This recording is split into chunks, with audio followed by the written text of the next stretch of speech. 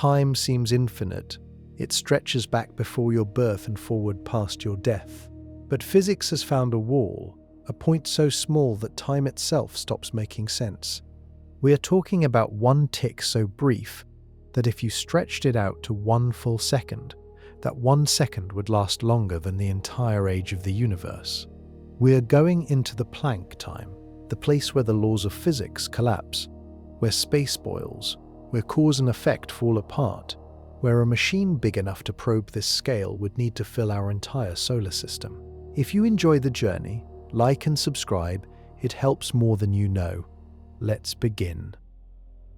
You already know light has a speed limit. Nothing travels faster. But here is something most people never hear. Time has a limit too, a smallest possible tick, a point where you simply cannot divide time any further. Go smaller than that, and the universe has no answer for you. Physics breaks, the clock stops, and we are left staring into a gap that science has never been able to cross. That limit has a name. It is called the Planck time, and it is so small that no number you have ever heard comes close to describing it. Forget milliseconds, forget nanoseconds, forget the tiny fractions of a second that high-speed cameras can capture. The Planck time sits so far below all of that, it makes those measurements look like geological ages. Here is a way to feel it. Imagine you took one single Planck time and stretched it, like taffy, until it became 1 full second. To keep that ratio consistent, 1 regular second would now need to stretch out to a length of time longer than the entire age of the universe, 13.8 billion years, and that still would not be enough. That is how extreme this scale is. That is how far down we are going. Now, you might wonder why this limit exists at all. Why does time have a flaw? The answer lives in a collision between two things, the speed of light and the shortest distance anything can meaningfully measure.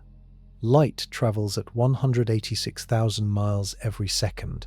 That is the universe's absolute speed cap, and the shortest meaningful distance, called the Planck length, is so small that fitting it across the width of a single proton would require packing in more than 1,000,000 billion of them side by side. When you combine those two things, the fastest speed and the shortest distance, you get the shortest possible time, the time it takes for light, moving at full cosmic speed, to cross exactly 1 Planck length. That is the Planck time, a natural boundary written into the structure of reality itself. Scientists did not just guess at this number, they calculated it using 3 of the most fundamental constants in all of physics: the speed of light, the gravitational constant, which describes how strongly mass bends space, and the Planck constant, which sits at the heart of quantum mechanics, 3 separate branches of physics, all pointing at the same number. That alone should make you pause. Because those 3 areas of physics almost never agree. They operate on completely different scales. They use different math. They describe reality in ways that often contradict each other, but they all converge on this one number, as if reality itself is drawing a line and saying, this far, and no further. The question that scientists have been wrestling with ever since is what that line actually means. Is the Planck time just a useful number, a practical lower limit based on what we can measure? Or is it something deeper? Is it the actual grain of time itself, the smallest indivisible unit from which all moments are built? Nobody knows. And that uncertainty is not a small gap in human knowledge. It is one of the deepest open questions in all of science. What happens right at that boundary, and what lies below it, is what the next chapters will try to unpack. But to understand any of it, you first need to understand the 2 great systems of physics that are currently at war with each other, and why their battlefield is exactly here, at the edge of time. Picture a clock, any clock, a phone, a stopwatch, an atomic clock in a government lab. Every clock measures time by counting something that repeats. A pendulum swings, a quartz crystal vibrates. An atom in an atomic clock oscillates billions of times per second. The smaller and faster the repeating unit, the more precise the clock. Now ask a physicist, how small can that repeating unit get? How short can one tick be before it becomes physically meaningless? The answer they give is the Planck time. To calculate it, scientists started with three constants of nature that show up everywhere in physics. The speed of light, which governs how fast information can travel across the universe, the gravitational constant, which determines how strongly massive objects warp space around them, and the Planck constant, a tiny number that controls the behavior of particles at the quantum level. These three constants are baked into the structure of reality. They do not change. They do not depend on where you are or what you are doing. They are universal. When you combine those three constants in a specific mathematical arrangement, something remarkable falls out. A unit of time, one that was not invented or chosen, one that emerges directly from the architecture of the universe. That is the Planck time. It was first calculated by a German physicist named Max Planck around the year 1900.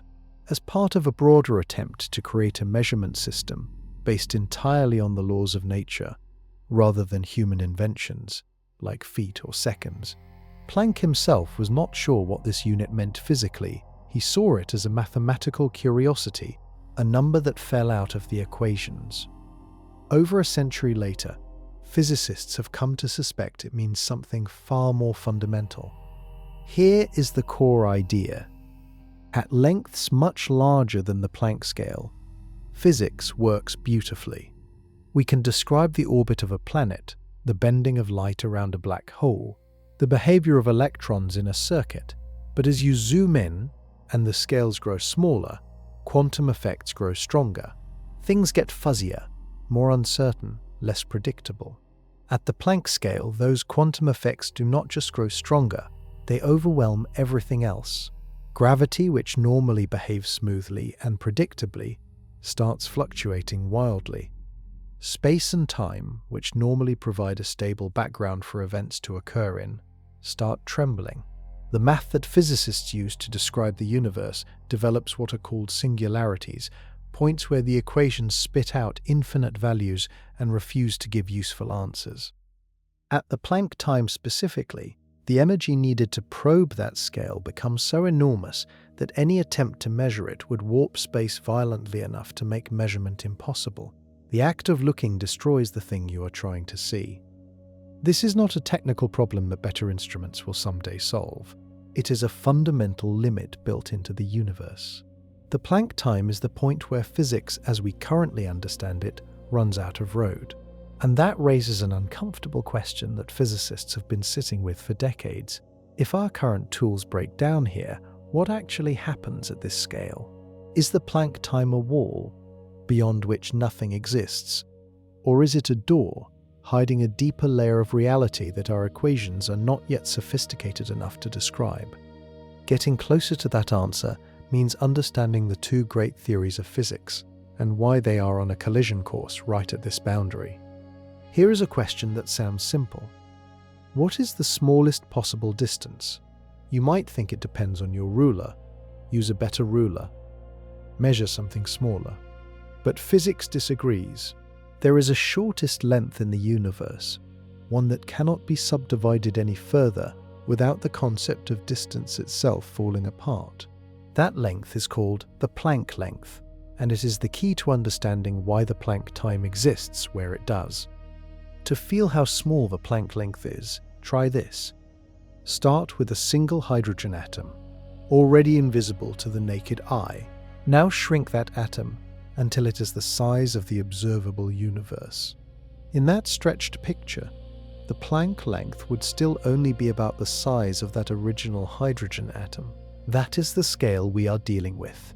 Now bring in light. Light travels at 186,282 miles every second in empty space. Nothing moves faster. That speed is absolute, universal. It sets the pace for every interaction across the cosmos. When you ask how long it takes light, moving at that maximum cosmic speed, to cross exactly one Planck length, you get the Planck time. One tick, the shortest duration with any physical meaning in our universe. This is not an arbitrary definition. It is a boundary that emerges from the structure of reality, the fastest thing in existence crossing the smallest meaningful distance. That pairing locks in the floor of time, but here is where it gets strange. The Planck length is not just small in a technical sense. Below that scale, our usual understanding of distance stops working. Space as we know it does not extend smoothly down to zero and then keep going. The geometry of space, the rules that let us say one point is closer to another, begin to break down at the Planck scale. Our mathematical tools for measuring distance produce nonsense answers. They give infinities where there should be finite values. This tells physicists that the Planck length is probably the smallest distance that space can actually support. Below it, space may not exist in any recognizable form. And if space has a minimum size, then time, which is deeply linked to space through the physics of relativity, must have a minimum duration too. Einstein showed us that space and time are not separate things. They are woven together into a single fabric called space-time. You cannot stretch one without affecting the other. Compress space down to the Planck length, and time compresses with it, right down to the Planck time. This means the Planck time is not just a limit on measurement, it may be a limit on reality itself, a genuine grain in the fabric of time below which the word moment loses all meaning. Think of it like pixels on a screen. You can zoom into an image on your phone until you see individual colored squares. Go smaller than 1 pixel, and the image has no information to give you. Reality at the Planck scale may work the same way. Each Planck time is 1 pixel of existence, one irreducible moment, and just as you cannot ask what color lies between 2 adjacent pixels, you may not be able to ask what happens between 2 consecutive Planck moments. The gap between them may be a question the universe simply does not answer. What that silence means for the nature of time itself is something physicists are still fighting over. And that fight starts with 2 very different ways of understanding the universe. Every system has a breaking point. A bridge that holds 1,000 cars might buckle under 2,000. A material that bends under pressure might shatter if that pressure doubles. Physics works the same way. Its laws are precise and powerful, but they operate within limits. Push past those limits, and the math collapses. The Planck time is exactly that breaking point. To understand why, you need to know something about how physicists actually work. They build models, mathematical descriptions of how the universe behaves, and those models are tested against reality constantly. When the model's predictions match what we observe, we trust the model. When they diverge, we know the model has a boundary. General relativity, Einstein's theory of gravity, is one of the most accurate models in the history of science. It correctly predicted things like the bending of starlight around the sun, the existence of black holes, and the expansion of the universe, all before those things were directly observed. Its track record is extraordinary. Quantum mechanics, the theory governing the behavior of particles at the atomic and subatomic level, is equally successful on its own turf. It describes chemical reactions, semiconductor behavior, and the inner workings of lasers with stunning precision. Without quantum mechanics, your phone does not exist. Both theories work. Both are tested. Both are confirmed by mountains of experimental data. But they operate in completely different regimes. General relativity rules the large. Planets, stars, galaxies, the universe's overall shape. Quantum mechanics rules the small. Atoms, electrons, photons, quarks. As long as you stay in one regime or the other, the physics is clean. The trouble starts when you try to use both at the same time, in the same place, at the same scale. And at the Planck time, you have no choice. At that scale, the energy densities involved are so extreme that gravity cannot be ignored. You need general relativity, but the scales are so small that quantum effects dominate completely. You need quantum mechanics. Both frameworks must be applied simultaneously, and the moment you try, the math explodes. Infinities appear in the equations. Values that should be finite become unbounded. The calculations refuse to converge on any meaningful answer. Physicists call this a breakdown of the theory. And at the Planck scale, both major theories break down at the same time, in the same place. This is not a minor technical issue. It is the central crisis of modern physics. For over a century, scientists have tried to build a theory that unifies gravity with quantum mechanics. A theory of quantum gravity. Every serious attempt has either produced beautiful mathematics with no experimental confirmation, or has run into the same wall of infinities at the Planck scale. Without that unified theory, the Planck time remains a black box. We can calculate that it exists. We can describe what happens just above it with extraordinary precision. But the moment we try to push past it, the universe's rulebook disappears. This is why some physicists say the Planck time is the end of time as a meaningful concept. Below it, our language for describing moments, sequences, and cause and effect simply does not apply. And the deeper reason for that crisis is a battle that has been playing out in physics for 100 years.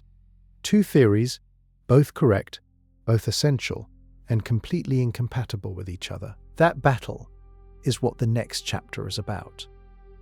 Physics is supposed to be the story of how everything works. One unified story. The same rules applying from the smallest particle to the largest galaxy. But for over a century, physicists have been secretly living with a crisis. The universe appears to run on two completely different and mutually incompatible sets of rules. The first set is general relativity. Einstein published it in 1915, and it changed the way humanity understood gravity. Before Einstein, gravity was a force, a tug between masses, invisible and instantaneous, as Newton described it. Einstein replaced that picture with something stranger and more beautiful. Gravity, he said, is the curvature of space-time. Mass bends the fabric of space and time around it, and other objects follow those curves the way a marble rolls along the inside of a bowl. This picture is smooth, continuous. Space-time in general relativity is like a perfectly stretched rubber sheet. It bends and warps, but it never tears, never pixelates, never becomes uncertain. Every point in it has a precise location and a definite value. The math is elegant. The second set of rules is quantum mechanics. It emerged in the early 20th century and governs the behavior of particles at the atomic scale. In the quantum world, certainty is banned. A particle does not have a definite position until you measure it. It exists as a cloud of probabilities spread across multiple possible states at once. Energy comes in discrete packets, not smooth waves. The universe at its smallest scale is fundamentally fuzzy, jumpy, and unpredictable. These two frameworks each work with astonishing precision in their own domain, but they are built on opposite philosophical foundations. General relativity assumes space-time is perfectly smooth. Quantum mechanics assumes everything at the smallest scales is granular and probabilistic.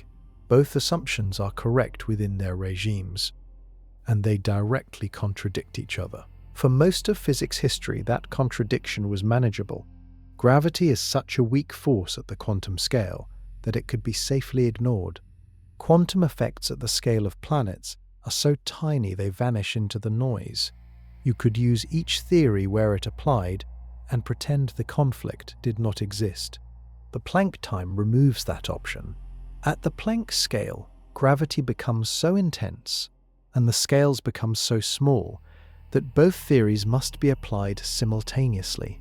And when you try to plug the equations of quantum mechanics into the framework of general relativity, the answer is not a number. It is infinity. The math falls apart. Predictions that should be finite and meaningful become infinite and useless. Physicists have known about this problem for decades.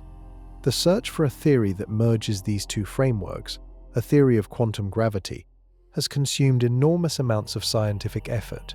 String theory, loop quantum gravity, causal dynamical triangulation. Dozens of competing proposals have been put forward, each with its own insights and each with its own unresolved issues. None of them has been confirmed by experiment. None of them can currently be tested at the Planck scale, because the energies required are so extreme that no technology on Earth comes close to reaching them. So the conflict continues, two correct theories, one insoluble war, and the battlefield is the Planck time. What that battlefield looks like up close is something that will make you rethink what space actually is. Imagine two different sets of traffic laws. One applies on highways: drive at fixed speeds, stay in your lane, follow the smooth curve of the road. The other applies in dense city intersections. Speeds fluctuate randomly, lanes are suggestions, and nobody moves in a straight line for long. Both sets of rules work fine in their own setting. Now imagine trying to apply both simultaneously on the same road at the same time. Chaos. That is the situation physics faces at the Planck scale. General relativity treats space-time as a smooth background. Every event has a location, a time, a precise coordinate in the fabric of the universe. The geometry is fixed, described by equations that flow continuously from one moment to the next. In this picture, time is a river. It has direction. It has continuity. You can, in principle, zoom into any moment and describe it precisely. Quantum mechanics tears that picture apart. At the quantum level, nothing has a fixed value until it is measured. Particles pop in and out of existence. Energy fluctuates randomly within ranges set by the Heisenberg uncertainty principle. The closer you look, the more chaotic things become. There is no smooth background. Everything jitters. When you apply both frameworks together at the Planck scale, neither one survives intact. Gravity, normally a gentle force at the quantum level, becomes enormous. The energy densities at the Planck scale are so extreme that gravity cannot be treated as a background force. It must be treated as a quantum field, meaning it should fluctuate and jitter the way every other quantum field does. But when you let gravity fluctuate, the geometry of space-time fluctuates with it. The smooth stage on which physics normally takes place starts shaking violently. Space-time itself begins to behave like a quantum object, and quantum objects do not have fixed, definite properties. At the Planck scale, space-time would not just be curved, it would be simultaneously curved in multiple different ways at once, each with a different probability. The geometry of reality would be superimposed, uncertain, fundamentally undetermined. This creates immediate problems. Physics depends on space-time as a stable arena in which events occur and can be compared. If the arena itself is uncertain and fluctuating at the quantum level, the tools physicists use to define location, duration, before, and after all lose their footing. Cause and effect, the backbone of scientific reasoning, requires time to have a direction. Causes come before effects. But if time itself is fluctuating probabilistically at the Planck scale, the order of events becomes uncertain. Two events that appear sequential at larger scales might lose that ordering entirely when examined at the Planck time. One event could not be said to come before or after another. They would simply exist, undifferentiated, in a quantum fog. This is one reason the Planck time feels like an endpoint. Below it, the concept of one thing causing another, the concept of a sequence of moments, may not apply. The word before may have no definition at all. Scientists have a name for what space-time looks like if you could zoom in all the way to this scale. They call it quantum foam, and what they imagine is far stranger than anything you have pictured so far. Every documentary about the Big Bang starts with a burst of light and a universe expanding outward from a single point. It is a vivid image. It is also incomplete, because before that expanding universe appeared, before matter and radiation and the four forces of nature spread out across space, there was a window of time that physics cannot open. That window is called the Planck epoch. It refers to the first Planck time of the universe's existence.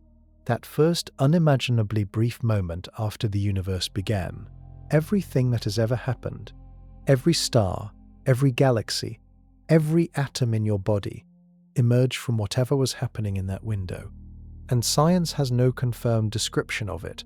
Physicists can trace the history of the universe backward with remarkable accuracy. They can describe what was happening 1 second after the Big Bang, 1 millisecond after it, 1 trillionth of a second after it. The math holds up. The predictions match what we observe today in the structure of galaxies and the leftover radiation from the early universe. But push backward past a certain point, closer and closer to the first instant, and the equations begin to strain. Energy densities rise. Temperatures climb toward values that make the interior of a star look cold by comparison. And at the Planck time, the equations stop giving useful answers entirely. The reason is the same collision we just talked about. At that first moment, the universe was so small and so dense that both quantum mechanics and general relativity were in full effect simultaneously. The temperature alone was so extreme that even the concept of distinct particles dissolves. Everything was energy, pure, undifferentiated, impossibly concentrated energy in a space smaller than a Planck length. No current theory can describe that state. The best physicists can do is describe what happened just after it. Once the universe aged past 1 Planck time, space had expanded enough that the math starts to function again, but the contents of that first moment remain sealed behind a theoretical wall. Some physicists describe it as the edge of the knowable universe, but in time rather than in space, we can look outward in space and eventually hit a horizon beyond which light has not had time to reach us. Similarly, we can look backward in time and eventually hit a horizon beyond which our theories have no valid description. The Planck epoch is that horizon. What makes this particularly unsettling is what it implies. If something caused the universe to come into existence, whatever that cause was, it operated inside the Planck epoch, in the one window of time that physics cannot describe. That means the origin of everything, the mechanism behind existence itself, sits in the one place our science is completely blind. Some researchers speculate that what happened inside the Planck epoch encoded the large-scale structure of the entire universe. The seeds of every galaxy cluster, every cosmic web of matter, every empty void in space, may trace back to quantum fluctuations that occurred during that first undetectable instant. Tiny random variations frozen to space-time before physics as we know it even existed. And one of the strangest questions in all of cosmology is what came before even that moment, whether the Planck epoch was a true beginning or the tail end of something far older.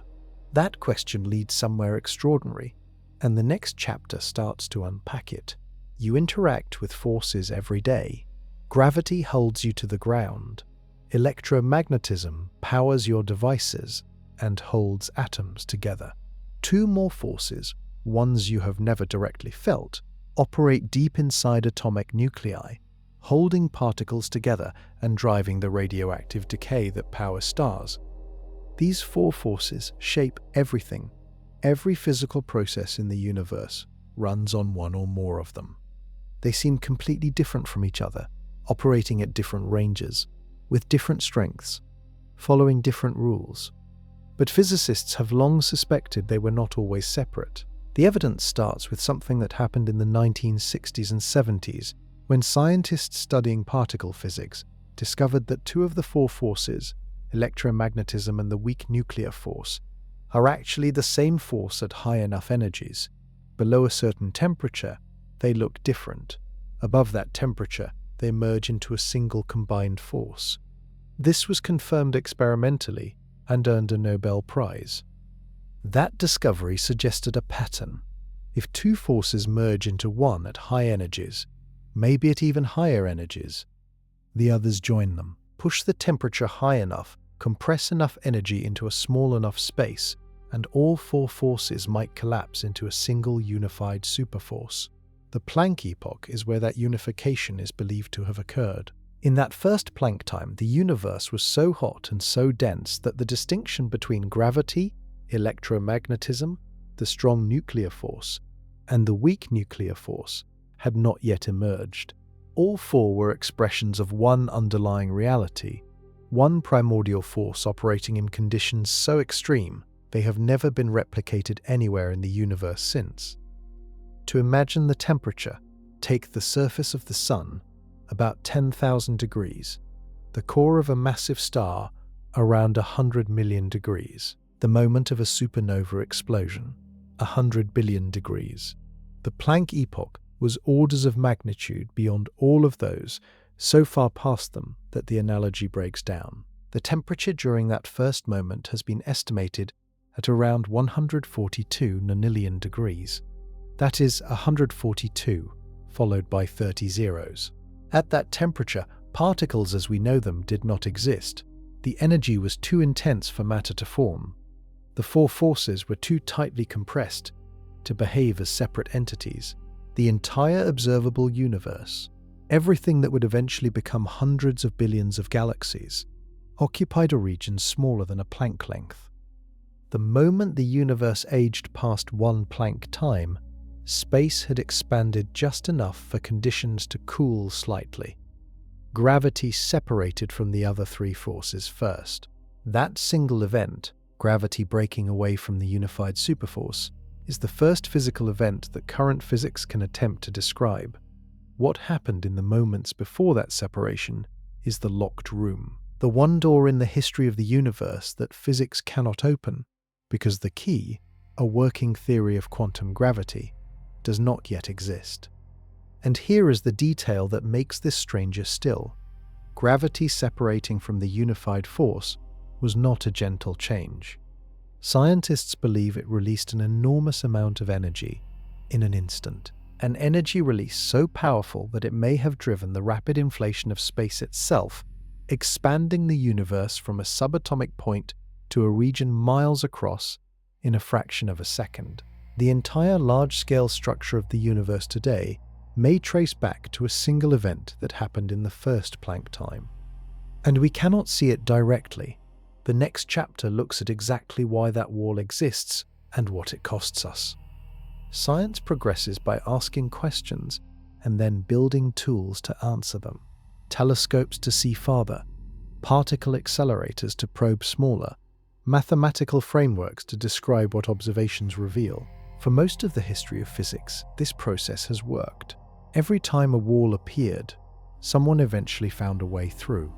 The Planck time is different. When physicists try to use their equations to describe the universe at the moment of the Big Bang, the math does not fail gradually. It does not drift toward uselessness. It breaks completely and immediately. The values that should describe temperature, density, and the curvature of space become infinite at the very first instant. And in physics, when an equation produces infinity as an answer, that equation is telling you it has gone outside the domain where it applies. The map has run out of territory. This is called a singularity. Einstein's general relativity predicts a singularity at the Big Bang, a point of infinite density and infinite curvature where the fabric of space-time simply ends.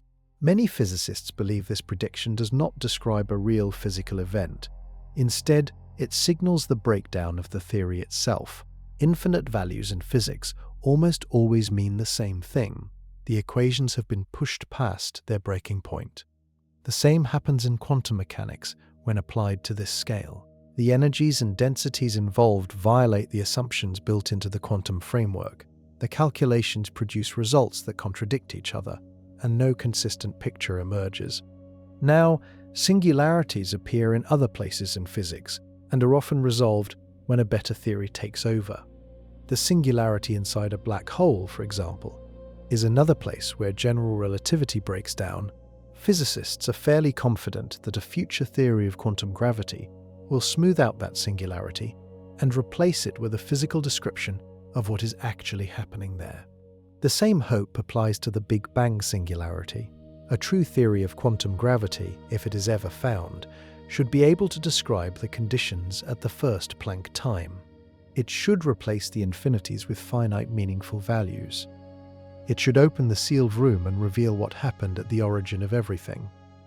The problem is that building that theory has proven extraordinarily difficult. The mathematics required are ferociously complex, and unlike most areas of physics, the Planck scale cannot be tested in any laboratory on Earth. To directly probe the Planck scale with a particle accelerator, you would need to accelerate particles to energies about 1,000,000 billion times greater than anything our current machines can achieve. The Large Hadron Collider, the most powerful particle accelerator ever built, fits inside a tunnel 17 miles around. A machine powerful enough to reach the Planck scale would, based on current physics, need to be roughly the size of our solar system. That is the experimental wall.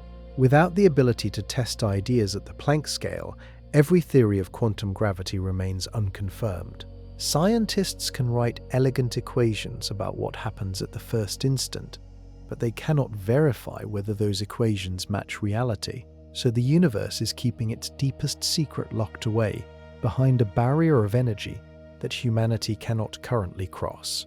And inside that first impossible moment, space itself was doing something that would terrify you if you could see it up close. Stand on solid ground and it feels stable. Walk across a floor and it does not ripple beneath your feet. Space, the fabric that everything sits in, seems even more inert. Stars drift through it. Galaxies sail across it. Space itself appears perfectly smooth, perfectly still, a passive stage for the universe to perform on. That appearance is accurate at human scales, and at atomic scales, and even at subatomic scales far smaller than anything you could directly observe. But push all the way down to the Planck scale, and everything changes.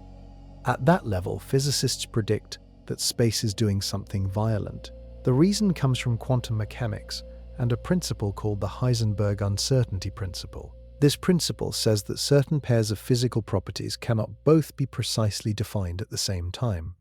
The more precisely you know one, the less precisely you can know the other. This is not a measurement problem. It is a fundamental feature of reality.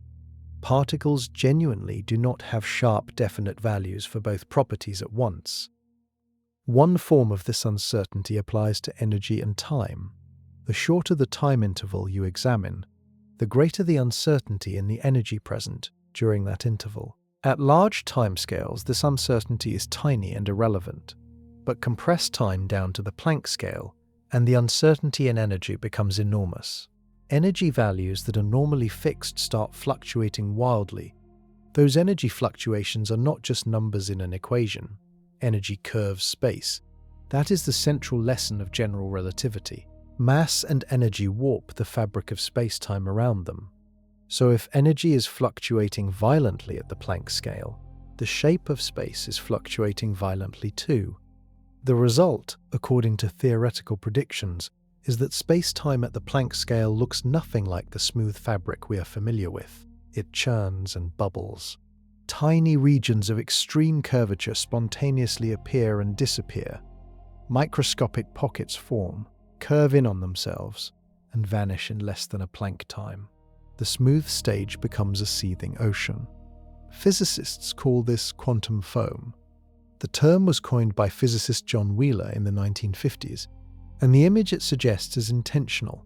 Foam, with its constantly shifting bubbles and boundaries, captures the chaotic instability of space-time at this extreme scale. Inside the quantum foam, the geometry of space changes from one Planck moment to the next. There is no stable up, down, left, or right.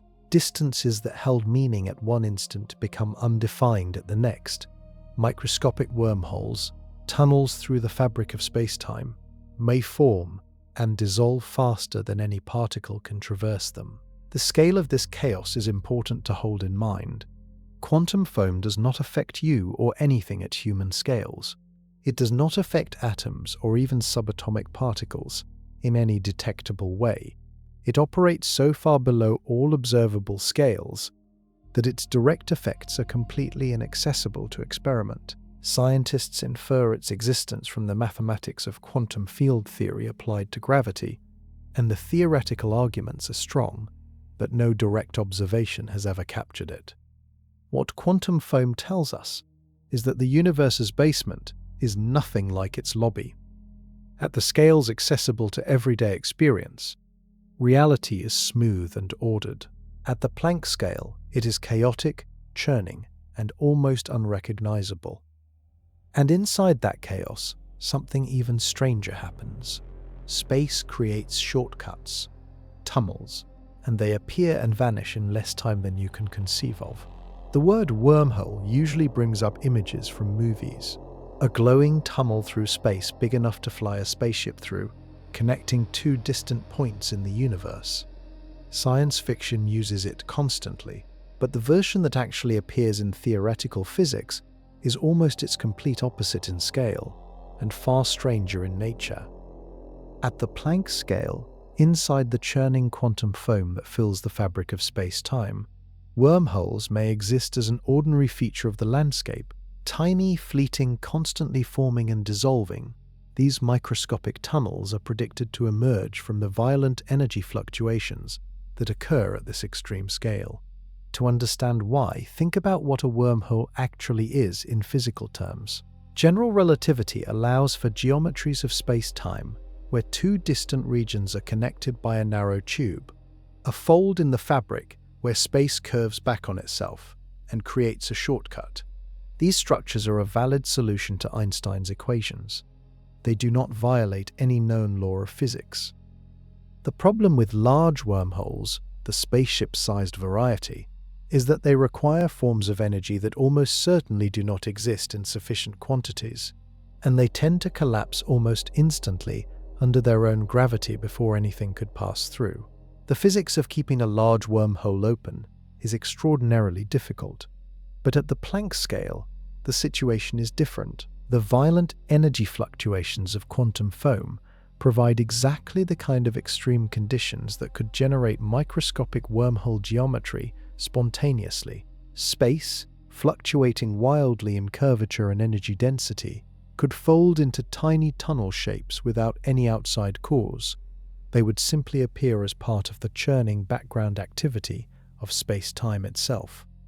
These microscopic wormholes would be fantastically small, shorter than a Planck length from one end to the other, and they would last for no longer than 1 Planck time before collapsing back into the foam.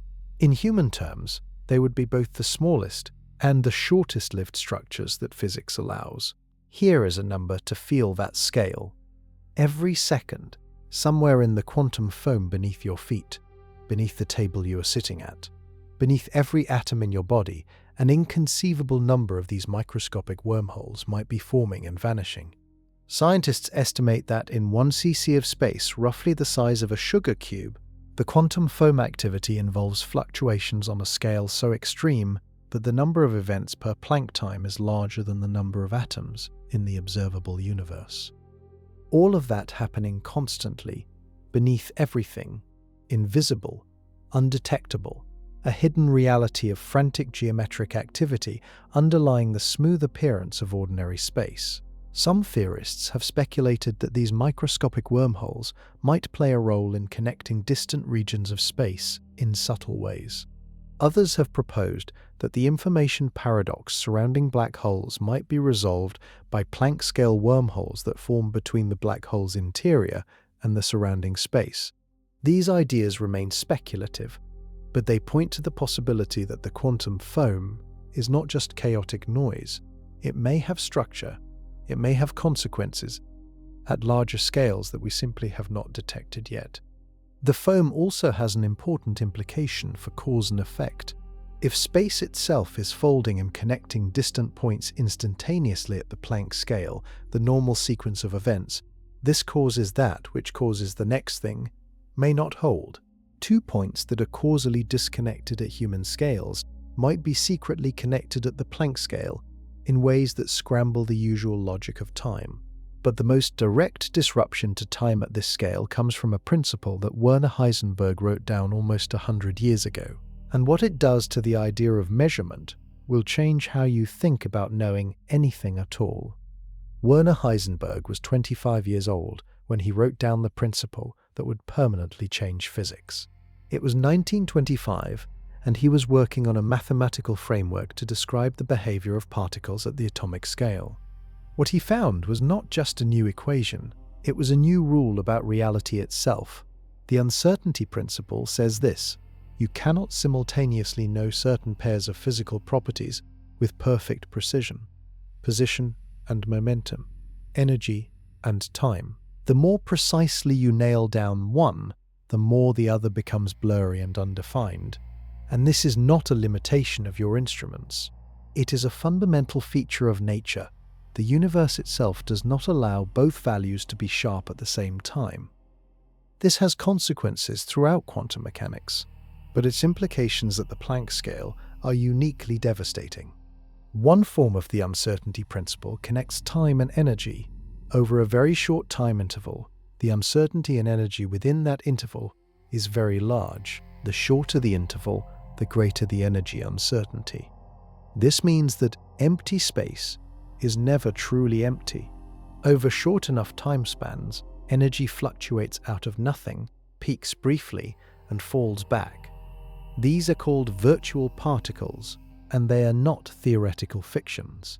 Their effects have been measured in laboratory experiments with extraordinary precision. Now bring that principle to the Planck time. If you try to measure a time interval shorter than the Planck time, the energy uncertainty required by Heisenberg's principle becomes colossal. Specifically, it becomes greater than the energy needed to create a black hole in that region of space. Let that play out. You want to observe what happens in a time shorter than the Planck time. To do that, you need a probe with enough energy to operate at that scale. But Heisenberg's principle guarantees that concentrating that much energy into that smaller region generates enough gravity to spontaneously form a microscopic black hole. That black hole immediately swallows the region you were trying to observe. The very act of looking destroys the thing you were trying to see. This is a physical argument, grounded in known laws, for why the Planck time is an absolute lower limit on measurable duration.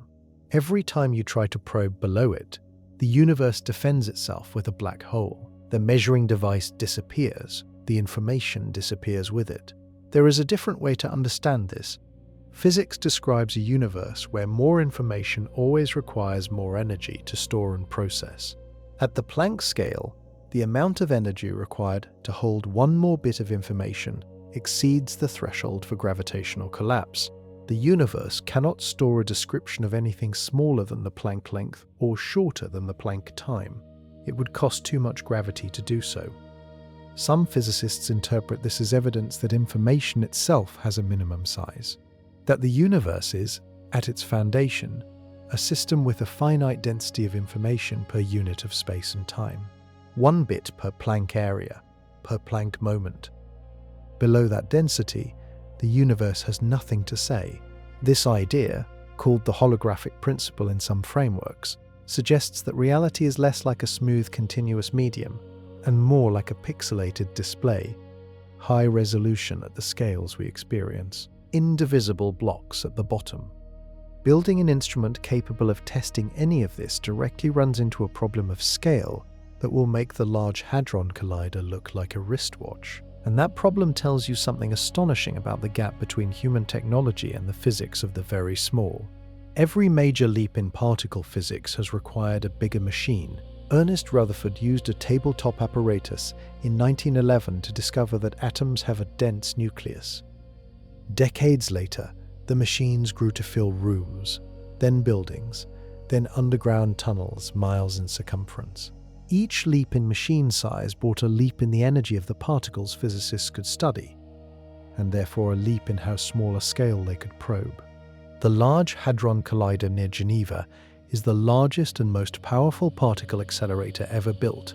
It sits in a tunnel 17 miles around, buried under the Swiss-French border.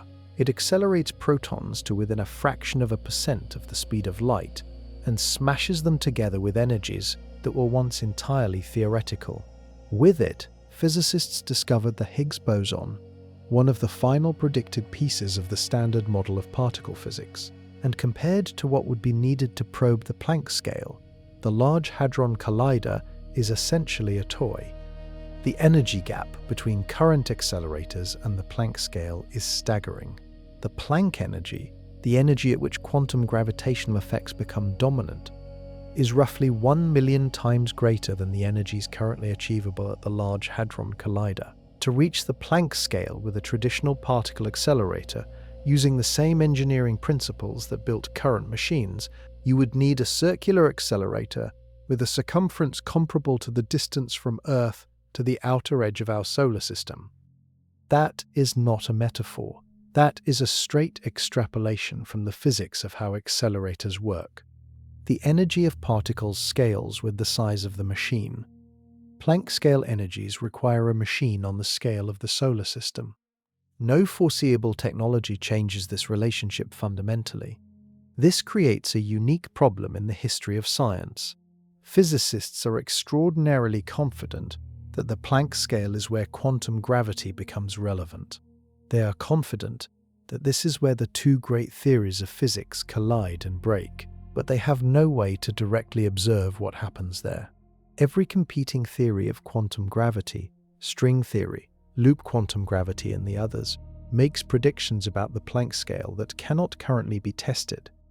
Science normally advances through a cycle: propose a theory, make predictions, test those predictions, refine the theory. At the Planck scale, the testing step is effectively blocked. The result is that theoretical physics at the Planck scale has become an unusually speculative enterprise, mathematically rich, internally consistent, experimentally inaccessible.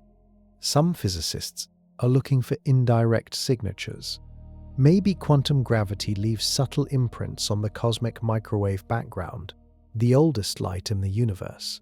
Maybe it affects how gamma rays travel across cosmological distances in ways that could be detected. These approaches might provide clues, but they are far from direct confirmation of any particular theory. Others have argued that the very fact the Planck scale is inaccessible tells us something important. If the universe runs on computationally discrete steps, each 1 Planck time long, there might be observable consequences in the form of slight limits on the precision of physical processes. Tiny, hard to detect, but present, the most advanced atomic clocks ever built, using single trapped atoms oscillating with extraordinary regularity, achieve timing precision of around 1 part in 10 to the 18th. That sounds impressive, but the Planck time is roughly 10 to the negative 44th seconds. Even the best atomic clock in existence is measuring in units that are, by comparison, enormously coarse. And that fact leads directly to a question about the nature of time itself that physicists are still fighting about. In a laboratory at the National Institute of Standards and Technology in Boulder, Colorado, a clock ticks. It is called an optical lattice clock, and it is the most precise timekeeper humanity has ever built. It measures time using the vibrations of atoms trapped in a lattice of laser light. It is so accurate that if you started it at the moment the universe was born and let it run for 13.8 billion years, it would be off by less than 1 second. That achievement is extraordinary. It represents decades of engineering, quantum optics research, and precision measurement refined to the edge of what current technology allows. And at the scale of the Planck time, it is completely useless. The best atomic clocks can measure down to roughly 1/1000th of a second. Written out, that is a decimal point followed by 17 zeros, and then a 1. It sounds impossibly precise, but the Planck time is approximately 5.4 times 10 to the negative 44th seconds. To reach the Planck time from the best current measurements, you would need to improve clock precision by a factor of roughly 10 million billion times. That gap is not a gap in engineering. It is a gap in fundamental physics. Even a hypothetical perfect clock, operating on the best possible physical principles, hits the Planck time as an absolute wall. Below it, the concept of a clock tick loses physical meaning. A clock works by counting a repeating process. That process must take some amount of time to complete. If the Planck time is the shortest possible duration for any physical process, then no clock can tick faster than once per Planck time. Any design claiming to operate faster would be claiming a physical process that contradicts the foundations of quantum mechanics and general relativity simultaneously. What this means in practice is that the Planck time represents the resolution limit of the universe's own timekeeping. If reality operates like a digital clock, the Planck time is the duration of one clock cycle. Between ticks, there is no in-between. The universe does not interpolate. It updates. This picture is surprisingly easy to visualize. Think of a flipbook animation where each page shows a slightly different image. Flipped quickly, the pages create the illusion of smooth movement. A slower reader flipping single pages at a time would see only static frames. At the Planck scale, reality might work exactly like that flipbook. Each Planck moment is a single frame. Movement, change, and the flow of time are all illusions created by flipping through an enormous number of frozen states incredibly quickly. The question of whether this is literally how the universe operates, or just a useful analogy, is one of the deepest open questions in physics. But the fact that all physical processes have this hard lower limit on their duration is confirmed by the mathematics that emerges consistently from both quantum mechanics and general relativity. Even where those theories otherwise disagree, the nature of what lies between two consecutive Planck moments, if there is anything between them at all, is something we have no current language to describe. What we do have is a long-running, fiercely contested debate about whether time is real at all, or whether it is something the universe generates as a byproduct of something more fundamental. And that debate goes somewhere that might change the way you experience every moment you are living right now. Time feels more real than almost anything. You cannot step outside it. You cannot pause it. You experience it constantly, every moment of your waking life, past, present, future.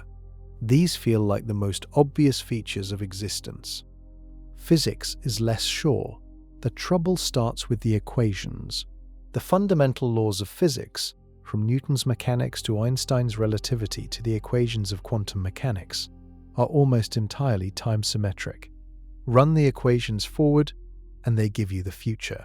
Run them backward, and they give you an equally valid past. The laws themselves do not care which direction time flows. They work equally well in either direction. And yet, you never experience time flowing backward. You remember the past. You cannot remember the future. Broken eggs do not reassemble. Ice cubes do not spontaneously form in warm water. There is a clear, undeniable arrow of time in everyday experience. But that arrow does not appear in the fundamental equations. It seems to emerge from statistical behavior at large scales, not from any law that operates at the particle level.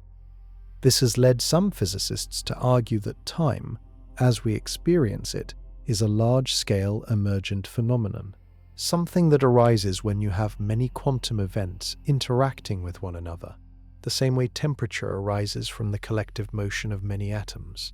A single atom does not have a temperature. Temperature is a property that only appears when you have huge numbers of atoms behaving statistically. By analogy, a single quantum event may not have a time. The flow of time may be something that only appears when you have enormous numbers of quantum events strung together. Remove the large-scale statistics, zoom all the way down to the Planck scale, and time may not be a fundamental feature of reality at all. Some theoretical frameworks go further.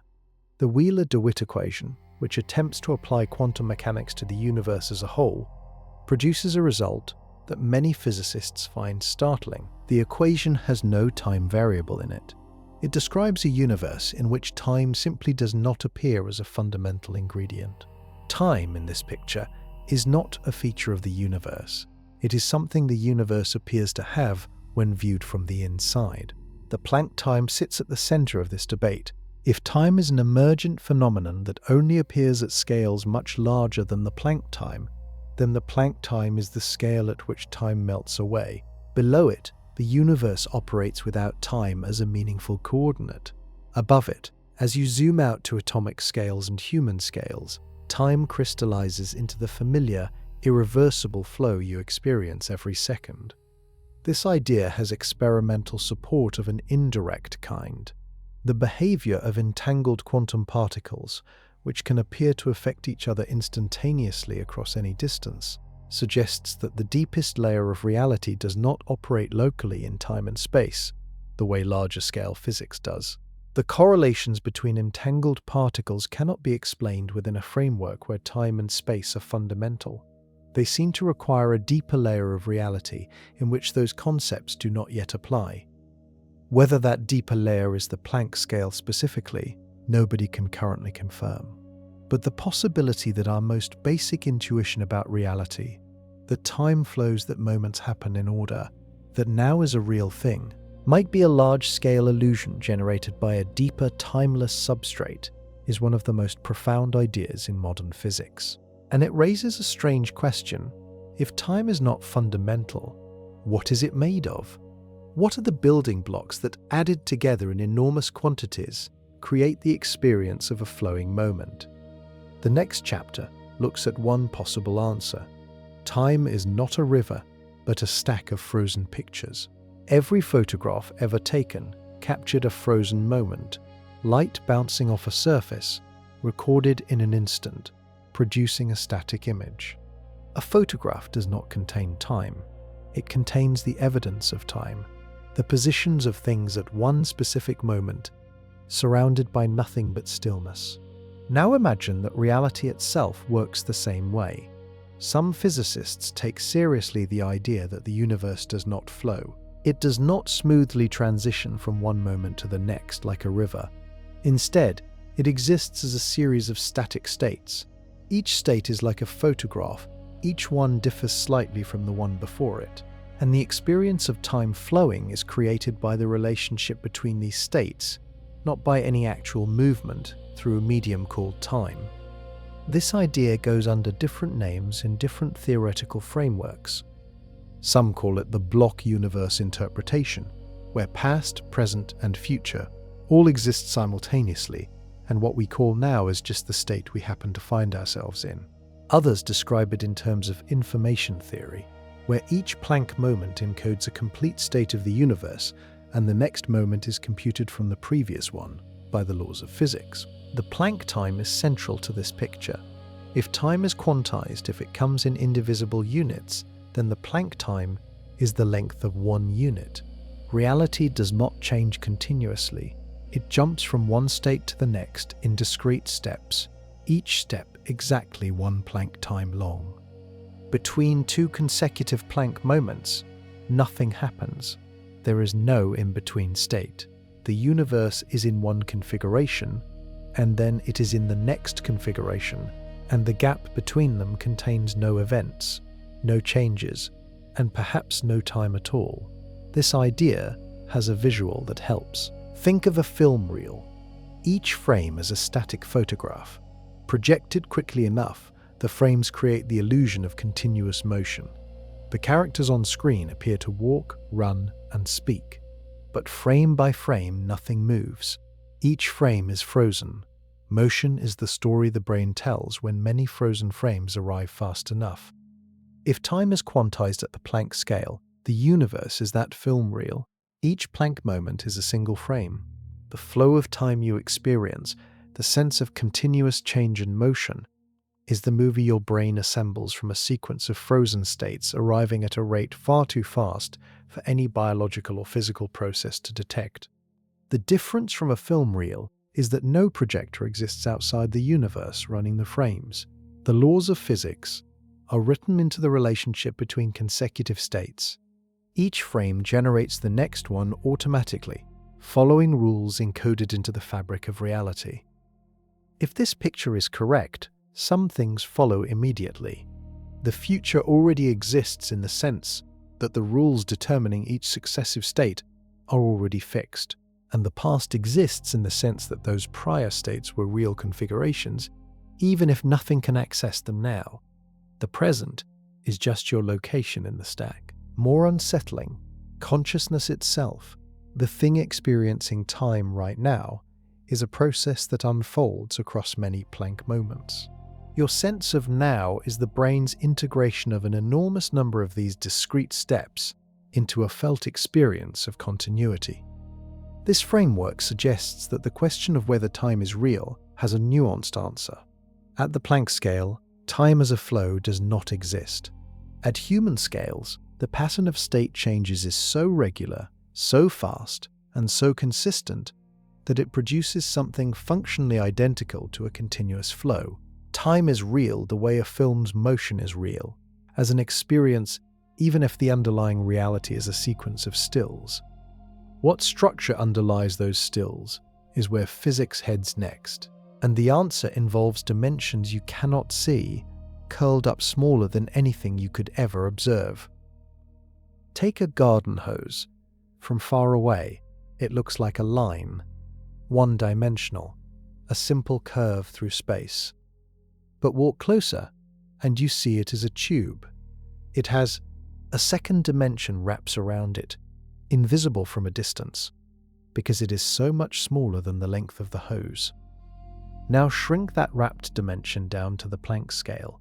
Curl it so tightly that nothing at any scale larger than the Planck length could detect it. You would have an extra dimension of space hidden inside the fabric of reality itself, present everywhere, completely invisible to every instrument ever built. This is the basic idea behind one approach to solving the crisis at the Planck scale, string theory, and it proposes that the universe has many more dimensions than three. String theory emerged in the 1970s and 80s as an attempt to build a mathematical framework that includes both quantum mechanics and gravity. Its core proposal is that the fundamental building blocks of nature are vibrating loops of energy rather than point-like particles. Different vibration patterns of these loops produce different particles. An electron is a loop vibrating one way. A photon vibrates another way. The particle responsible for gravity, called the graviton, would be a specific vibration pattern too. The mathematics of string theory require these loops to vibrate in more than 3 spatial dimensions. The original formulations required 10 dimensions. Later versions required 26. Without the extra dimensions, the equations produce mathematical inconsistencies that destroy the theory's predictive power. So where are these extra dimensions? If they exist, why does every experiment we have ever run suggest space has only 3 dimensions? The answer string theory gives is the garden hose answer. The extra dimensions are curled up, compacted into loops so small they are essentially invisible. The scale at which they are curled is believed to be the Planck length. This means the extra dimensions do not show up in any physics above the Planck energy. Particles and forces at everyday scales, and even at the energies achievable by the Large Hadron Collider, do not have enough energy to detect or enter these compacted dimensions. The dimensions are there, wrapped tightly into the background geometry of space-time, but completely inaccessible. At the Planck scale, the situation changes. At Planck energies, the compacted dimensions would become relevant to physics again. Particles would have enough energy to probe them. The forces of nature would behave differently than they do at lower energies. Gravity, which spreads across all dimensions, would no longer be confined to the 3 large ones and would dramatically increase in strength. This has an important implication. It means that the physics we observe at all accessible scales, every particle interaction ever studied, every force ever measured, is the low-energy shadow of a richer, higher-dimensional reality. The 3 dimensions of space we navigate are the large, uncompacted dimensions. The full structure of the universe includes additional dimensions folded into the Planck geometry. If string theory is correct, then the Planck time is the moment those hidden dimensions become relevant. It is the scale at which the true geometry of the universe reveals itself. Every physical law we know would be reinterpreted as a projection of deeper laws operating in higher dimensional space. The problem, as with all quantum gravity theories, is that this prediction cannot currently be tested. No experiment can reach Planck energies. The extra dimensions remain hidden, their presence inferred from the mathematical consistency of the equations, rather than direct observation. And string theory is not the only candidate. There is a rival framework that takes a completely different approach to the Planck scale, one that gives up smooth dimensions entirely and rebuilds space from something more fundamental. That framework and the collision between these two visions of reality is exactly where this story heads next. String theory says the universe has more dimensions than we can see. It keeps space smooth but adds hidden structure. It is an elegant proposal, but it is not the only one on the table. Arrival theory takes the opposite approach. Instead of adding dimensions, it tears space apart entirely and rebuilds it from scratch. That theory is called loop quantum gravity, and its central claim is radical. Space is not smooth. Space is not a continuous fabric that can be divided into smaller and smaller pieces. Forever, space is made of chunks, indivisible grains, a minimum unit of area below which the concept of space simply has no meaning. The size of those grains is the Planck length. Loop quantum gravity began taking shape in the 1980s, developed largely by physicists Abhay Ashtekar, Lee Smolin, and Carlo Rovelli. Their starting point was not particles or strings, it was the equations of general relativity, rewritten in a new mathematical language that made them compatible with the principles of quantum mechanics. What emerged from that rewriting was a picture of space built from a network of interconnected loops. Each loop carries a quantum of area. Each node where loops connect carries a quantum of volume. Together, these loops and nodes weave a fabric of space that is fundamentally discrete at the Planck scale, the same way matter is discrete at the atomic scale. Think of a piece of cloth. From across a room, it looks like a smooth, continuous surface. Touch it, and you still feel smoothness. But zoom into a microscope, and you find individual threads woven together with actual gaps between them. The smoothness was an illusion created by scale. The underlying structure was always granular. Loop quantum gravity says space is exactly like that cloth. At human scales, atomic scales, and even subatomic scales, space appears perfectly smooth and continuous. General relativity describes it that way and the description works. But descend to the Planck scale, and the individual threads of space become apparent. The smooth fabric dissolves into a network of discrete quantum units. The implications are significant. If space comes in minimum chunks, then the singularity at the Big Bang, the point of infinite density that general relativity predicts, cannot actually be infinite. You cannot compress space to zero if space has a minimum unit. The singularity is replaced by a point of maximum density, finite and physically meaningful, where the universe was packed into its smallest possible configuration. This resolves one of the deepest problems in cosmology. General relativity's prediction of an infinite singularity at the Big Bang is widely regarded as a sign that the theory breaks down there. Loop quantum gravity offers a replacement, a finite, extremely dense state from which the universe could evolve forward. The same logic applies to black holes. General relativity predicts infinite density at the center of every black hole. Loop quantum gravity replaces that infinite point with a region of maximum Planck density. What happens to matter that falls into a black hole, according to some versions of the theory, is that it gets compressed to this maximum density and then bounces outward, potentially forming a new expanding universe. Both string theory and loop quantum gravity are mathematically sophisticated. Both take the Planck scale seriously as the boundary where new physics takes over.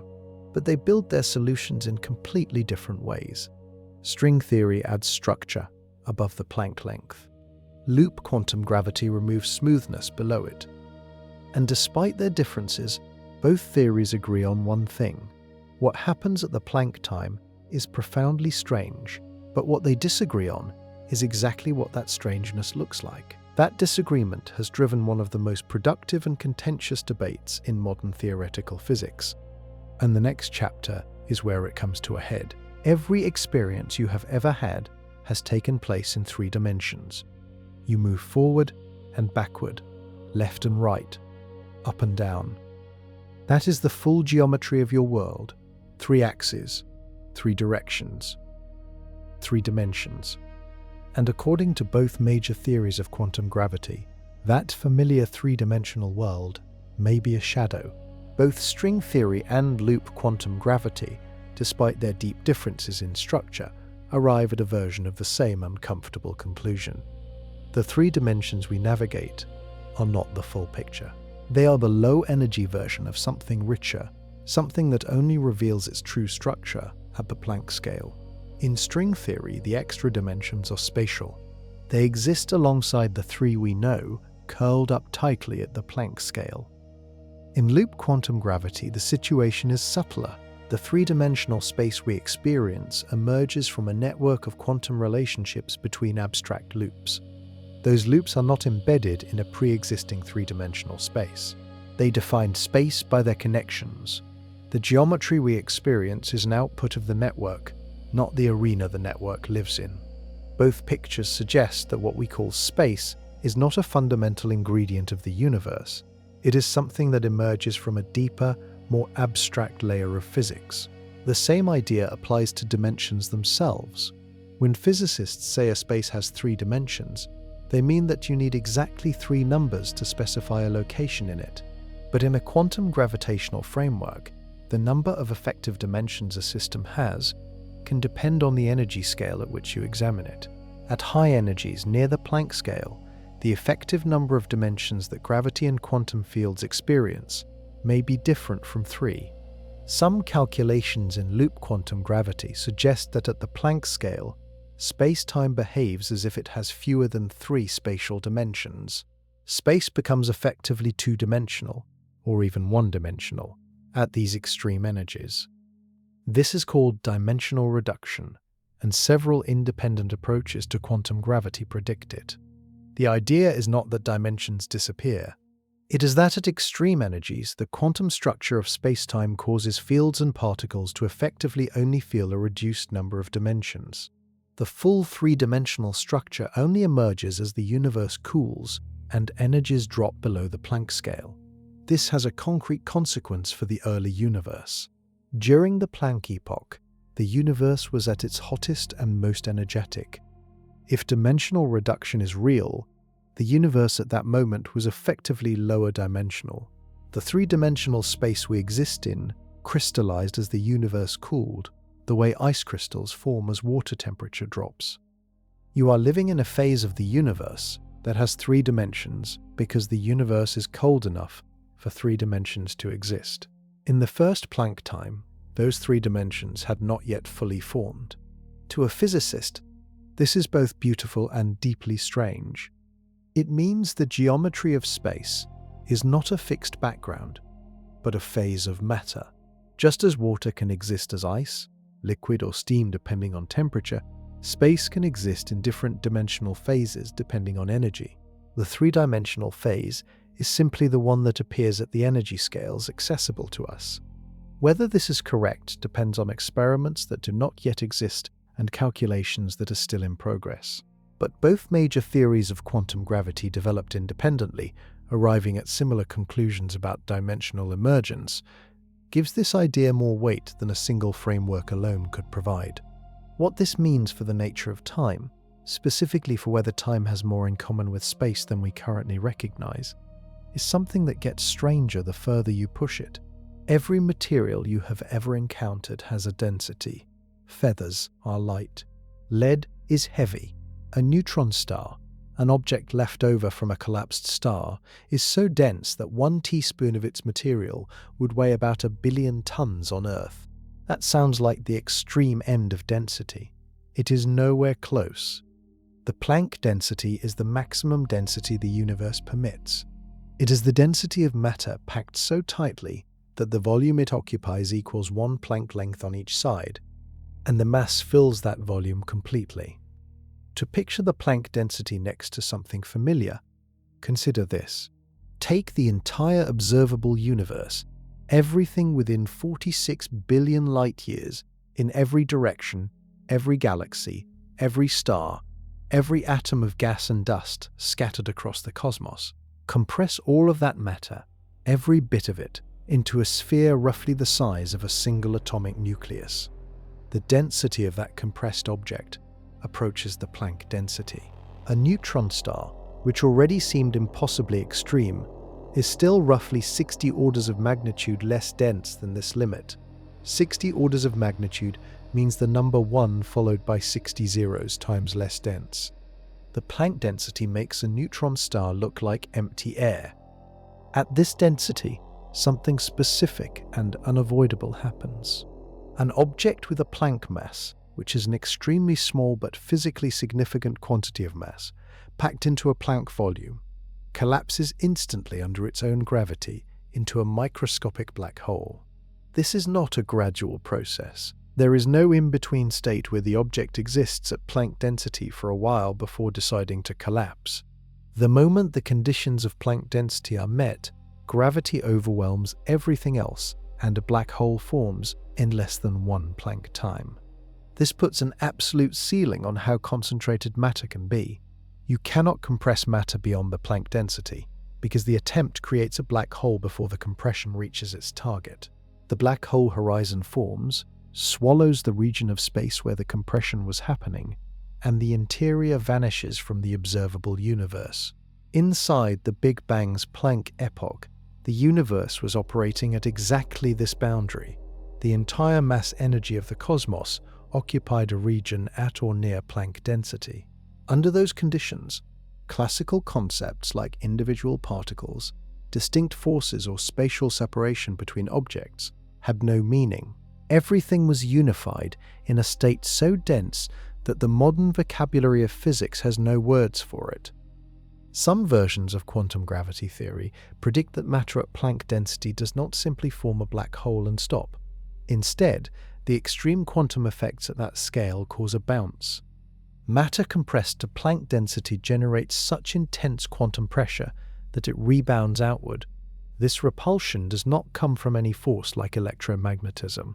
It emerges from the granular structure of space itself. Space at the Planck scale cannot be compressed past its minimum grain size, so matter hitting that wall bounces back.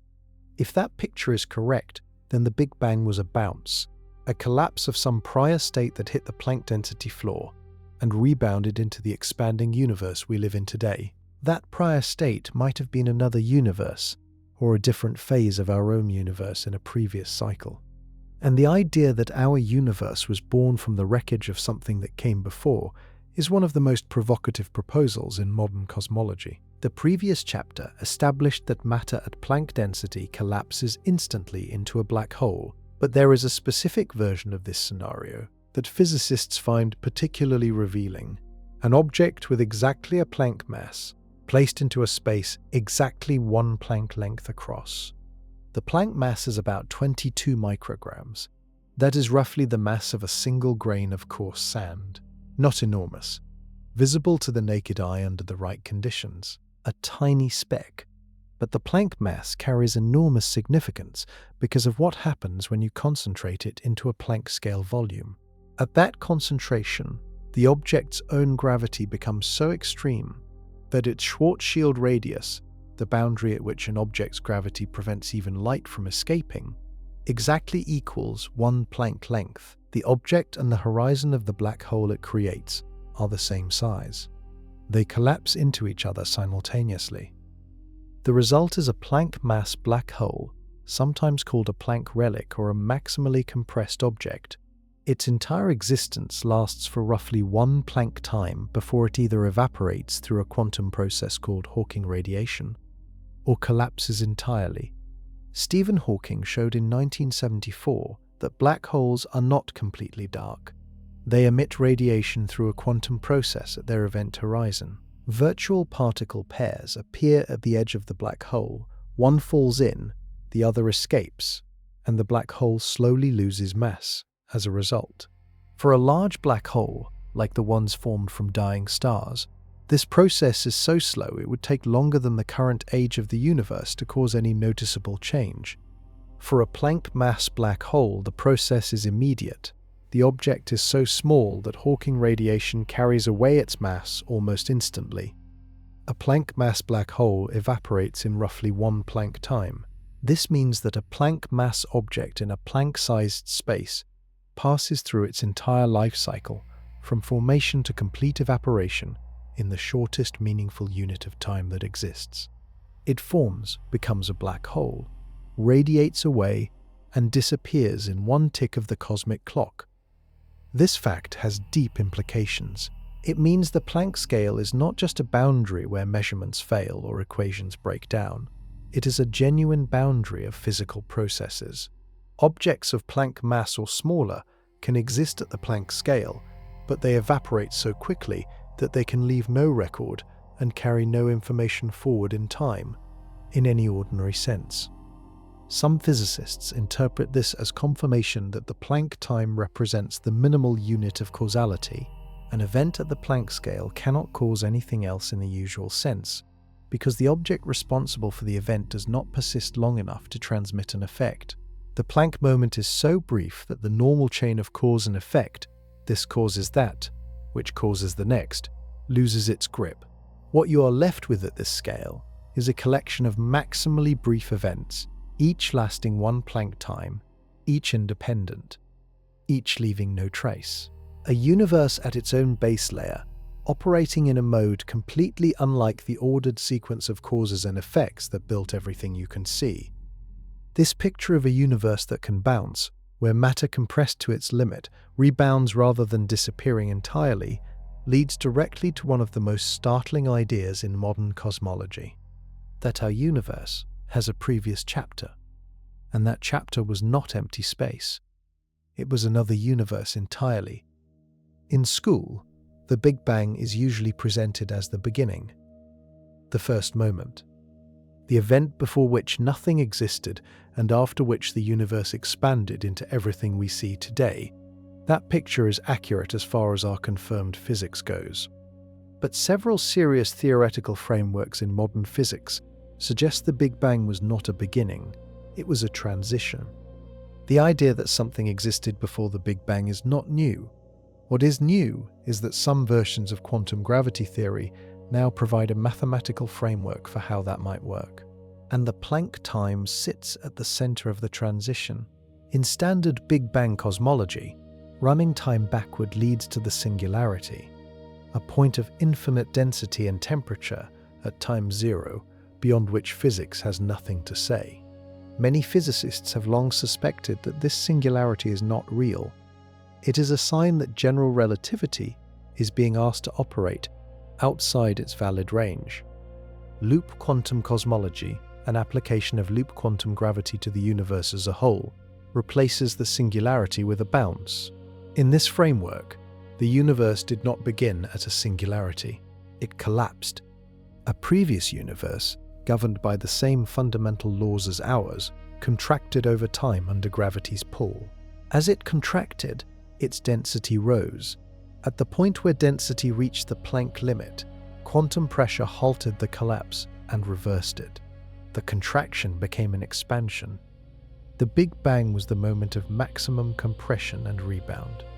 This is called the Big Bounce, and it resolves the singularity problem by replacing infinite density with maximum Planck density, a finite value with a physical mechanism behind it. If the Big Bounce is correct, the question of what the universe looked like before our Big Bang becomes answerable.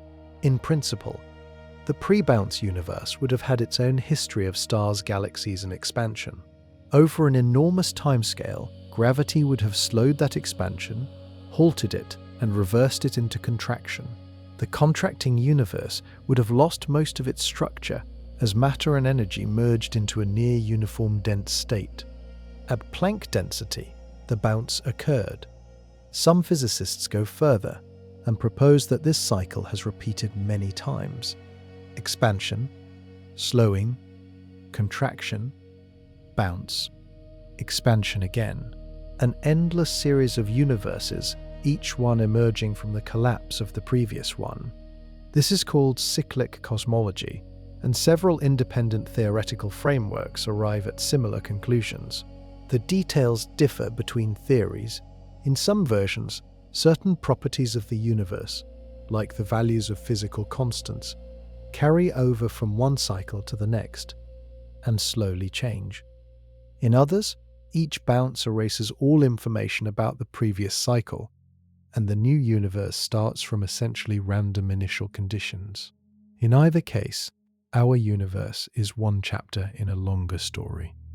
What makes this particularly difficult to resolve is that the Planck epoch, the moment of maximum compression and bounce, acts as a barrier to information. The extreme conditions of the bounce scramble or destroy any signal that might carry information about the pre-bounce universe into the post-bounce one.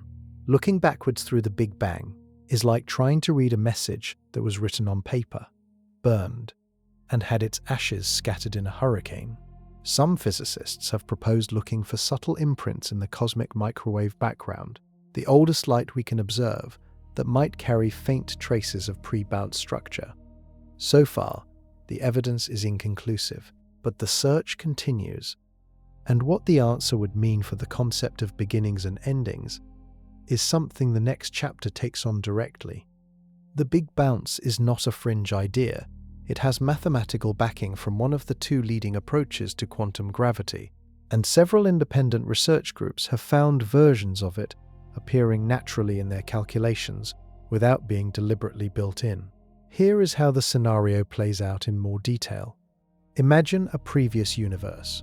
It has expanded from its own Big Bounce or Big Bang, formed stars and galaxies over billions of years, and then begun to slow.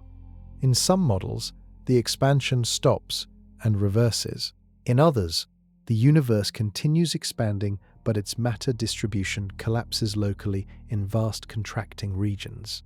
Either way, matter begins moving inward under its own gravity, and the universe, or large regions of it, starts to shrink.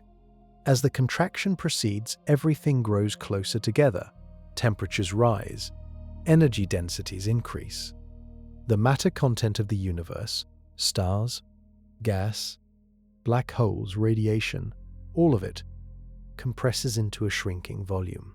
The black holes that formed throughout the universe's history merge into larger and larger structures as the available space shrinks around them. As density approaches the Planck limit, standard physics breaks down. The same collision of quantum mechanics and general relativity that blinds us to the first Planck epoch also prevents us from seeing the last moments before the bounce. The final state before maximum compression is hidden behind the same theoretical wall. At Planck density, loop quantum gravity predicts the quantum pressure of space's own granular structure overwhelms gravity. Space cannot be compressed past its minimum grain size. The collapse reverses. An enormous release of energy pushes everything outward. The new universe begins its expansion. One of the most important questions this scenario raises is what information survives the bounce. In a classical collapse, information about the structure of the collapsing universe would be preserved in principle. Quantum mechanics, meanwhile, has its own rule. Information cannot be destroyed. The two requirements come into tension at the bounce, because the extreme conditions scramble any classical signal beyond recovery. Some loop quantum cosmology calculations suggest that certain large-scale properties of the pre-bounce universe do survive and imprint themselves on the post-bounce one. The overall energy content, the statistical distribution of density fluctuations. These seeds, carried through the bounce, would then determine the large-scale structure of the new universe, including the arrangement of galaxy clusters and cosmic voids. If this is true, then the large-scale structure of our universe, the web of galaxy filaments and empty voids that stretches across billions of light-years, is not random.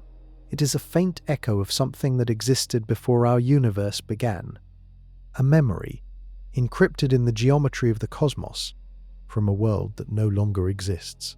Detecting that echo would require observational precision beyond current technology. But the search for anomalous patterns in the cosmic microwave background, patterns that should not exist if the Big Bang was a true beginning but would naturally appear if it was a bounce, is an active area of research. The possibility that our universe carries the fingerprints of its predecessor makes the Planck time something more than a physical boundary. It makes it a threshold, a moment through which some information passes and other information does not, a filter between one era of the cosmos and another. And sitting just on the other side of that filter is a question that cuts deeper than any measurement. Is time itself something that passed through the bounce, or did time begin at the bounce the same way space and matter did? The question sounds simple. What happened before the Big Bang? But tucked inside it is one of the most contested issues in all of physics. Whether the word before can even apply to a moment that may represent the origin of time itself. In standard cosmology, asking what happened before the Big Bang runs into an immediate problem. If time began at the Big Bang, as some interpretations of the singularity suggest, then the word before has no referent. Before implies a time prior to the moment in question. If the moment in question is the beginning of all time, there is no prior. The question grammatically makes sense, but physically means nothing. This is the position associated with Stephen Hawking and James Hartle's no-boundary proposal. In their framework, the universe has no boundary in time, the same way the surface of a sphere has no boundary in space. Walk in any direction on a sphere, and you never fall off an edge. You just keep going. Similarly, in the Hartle-Hawking picture, tracing time backward does not lead to a sharp beginning, but to a smooth rounding off, where the time dimension gradually becomes indistinguishable from a spatial dimension. There is no moment of creation. The universe is self-contained.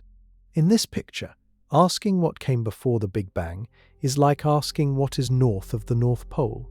The question assumes a structure that does not exist, but not every physicist accepts this picture. Loop quantum cosmology's Big Bounce explicitly allows for a time before the Big Bang, defined as the time coordinate of the contracting pre-bounce universe. In that framework, before is a meaningful concept. There was a universe, it had a history, it collapsed, and what we call the Big Bang was its end combined with a new beginning. String theory-based cosmologies offer yet another possibility, an ekpyrotic scenario where our universe is a three-dimensional surface in a higher dimensional space, and the Big Bang occurred when our surface collided with another parallel surface. In this picture, time extends indefinitely before the collision. The Big Bang was an event within an already existing time, not the origin of time itself. The Planck time is the point where this debate becomes experimentally relevant, at least in principle. Whatever happened at or before the Planck epoch left its mark on the initial conditions of the observable universe. Those initial conditions, the specific values of the density fluctuations, seeded at the earliest moments, are encoded in the cosmic microwave background. Future measurements of that background, with greater precision than current instruments allow, might distinguish between these competing pictures. An observation showing a pattern of fluctuations that could only arise from a pre-existing contracting phase would support the Big Bounce. An observation showing that the fluctuations are perfectly consistent with a self-contained quantum creation from nothing would support the no-boundary proposal. An observation showing traces of structure that match a higher dimensional collision would support the ekpyrotic picture. All three predictions exist. The measurements needed to test them are not yet possible, but they may be within reach within a few decades, using the next generation of cosmic microwave background observatories and gravitational wave detectors. The Planck time is not just a limit where physics breaks down. It is the lock on the door to the deepest question in cosmology, and the key is being built, slowly, one instrument at a time. What lies behind the door, specifically what happens to cause and effect at this boundary, is strange enough to make every other mystery in this video seem familiar by comparison. Every experience you have is ordered. This happens, then that happens, then the next thing follows. Before and after feel like the most basic features of reality. Sequence seems to be built into existence at the most fundamental level. The Planck scale erases that assumption. Time's arrow, the sense that events flow in one direction from past to future, emerges from statistical physics at large scales. As described earlier, the fundamental laws of physics are time-symmetric, but at human scales, the sheer number of particles interacting statistically produces an overwhelmingly strong preference for one direction. Entropy increases, things fall apart rather than coming together. That asymmetry defines before and after. At the Planck scale, none of those large-scale statistics apply. There is no enormous collection of particles whose average behavior defines an arrow. There may be, at most, a handful of quantum events within one Planck volume over one Planck time. The statistical behavior that creates the arrow of time does not appear at this scale. The laws governing events are time-symmetric. The events themselves carry no preferred direction. This means that at the Planck scale, the distinction between before and after may simply not exist. Two events separated by one Planck time could appear in either order, depending on the reference frame. In the theory of relativity, two events that are close enough together in space and time can have their temporal ordering reversed by a change in the observer's state of motion. At the Planck scale, where space and time both fluctuate quantum mechanically, the very geometry that defines temporal ordering is uncertain. Some quantum gravity frameworks go further. In certain formulations of loop quantum gravity, the spin networks that form the granular structure of space have no built-in time ordering between adjacent nodes. The relationship between one node and its neighbors is spatial, a question of connectivity, not temporal. Time emerges from the dynamics of how these networks evolve. But at the level of individual Planck scale events, the concept of one event preceding another is not part of the fundamental description. This has a consequence that is hard to process intuitively. Cause and effect, the foundation of every logical argument, every scientific prediction, and every decision you have ever made, assumes temporal ordering. A cause comes before its effect. If before and after are not fundamental at the Planck scale, causality may not be fundamental there either. This does not mean causes stop working at human scales. At large scales, statistical physics locks in the arrow of time firmly enough that causality is effectively absolute. Your decisions cause your actions cause outcomes. That causal chain is completely reliable at any scale accessible to experience or experiment. But if you follow that chain backward to the Planck epoch of the Big Bang, or forward to the extreme conditions inside a black hole's center, you eventually reach conditions where the causal chain loses its anchoring. Events at those extremes may have no meaningful ordering, no before, no after, just a quantum tangle of events with no sequence imposed on them by time itself. This has implications for the concept of the universe's beginning. If there is no well-defined before and after at the Planck scale, then asking whether the Big Bang was the first event or was preceded by earlier events may be a question with no definite answer. The Planck epoch may not have a well-defined sequence at all. It may be a region of the universe's history where time ordering dissolves into quantum ambiguity. And if time itself is uncertain there, what is certain? The answer may lie in something far more abstract. Information, and the possibility that the universe is computing itself one Planck step at a time. Everything you know rests on causality. Strike a match, it burns. Drop a glass, flip a switch, a light comes on. The chain from cause to effect is so reliable that it forms the basis of every technology, every prediction, and every scientific law ever written. Causality assumes two things: that time has a direction, and that information can travel from a cause to its effect without being destroyed along the way. At the Planck scale, both assumptions are in serious trouble.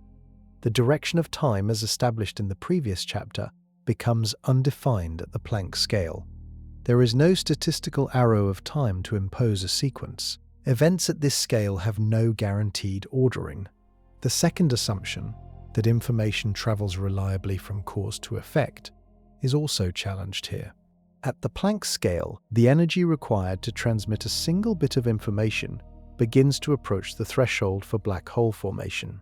Any carrier of information, whether a particle, a photon, or any physical system, must carry enough energy to exist at this scale. But that energy warps the surrounding space-time severely enough to potentially trap the information rather than allowing it to travel. Some theoretical frameworks, particularly those inspired by the holographic principle, suggests that the maximum information content of any region of space is strictly limited by the area of the region's boundary, measured in Planck units. This means that Planck-scale regions can hold at most a handful of bits of information. The chain of cause and effect cannot transmit more information than this fundamental limit allows. Consider what this means for the chain of causality inside the Big Bang's Planck epoch. During that first Planck time, the universe occupied a region so small that its information capacity, by the holographic bound, was essentially zero. There was no room for a complex chain of causes and effects. The entire physical state of the universe at that moment may have been specifiable by a number of bits small enough to fit on a single page. That initial simplicity has profound implications for what the Big Bang actually was.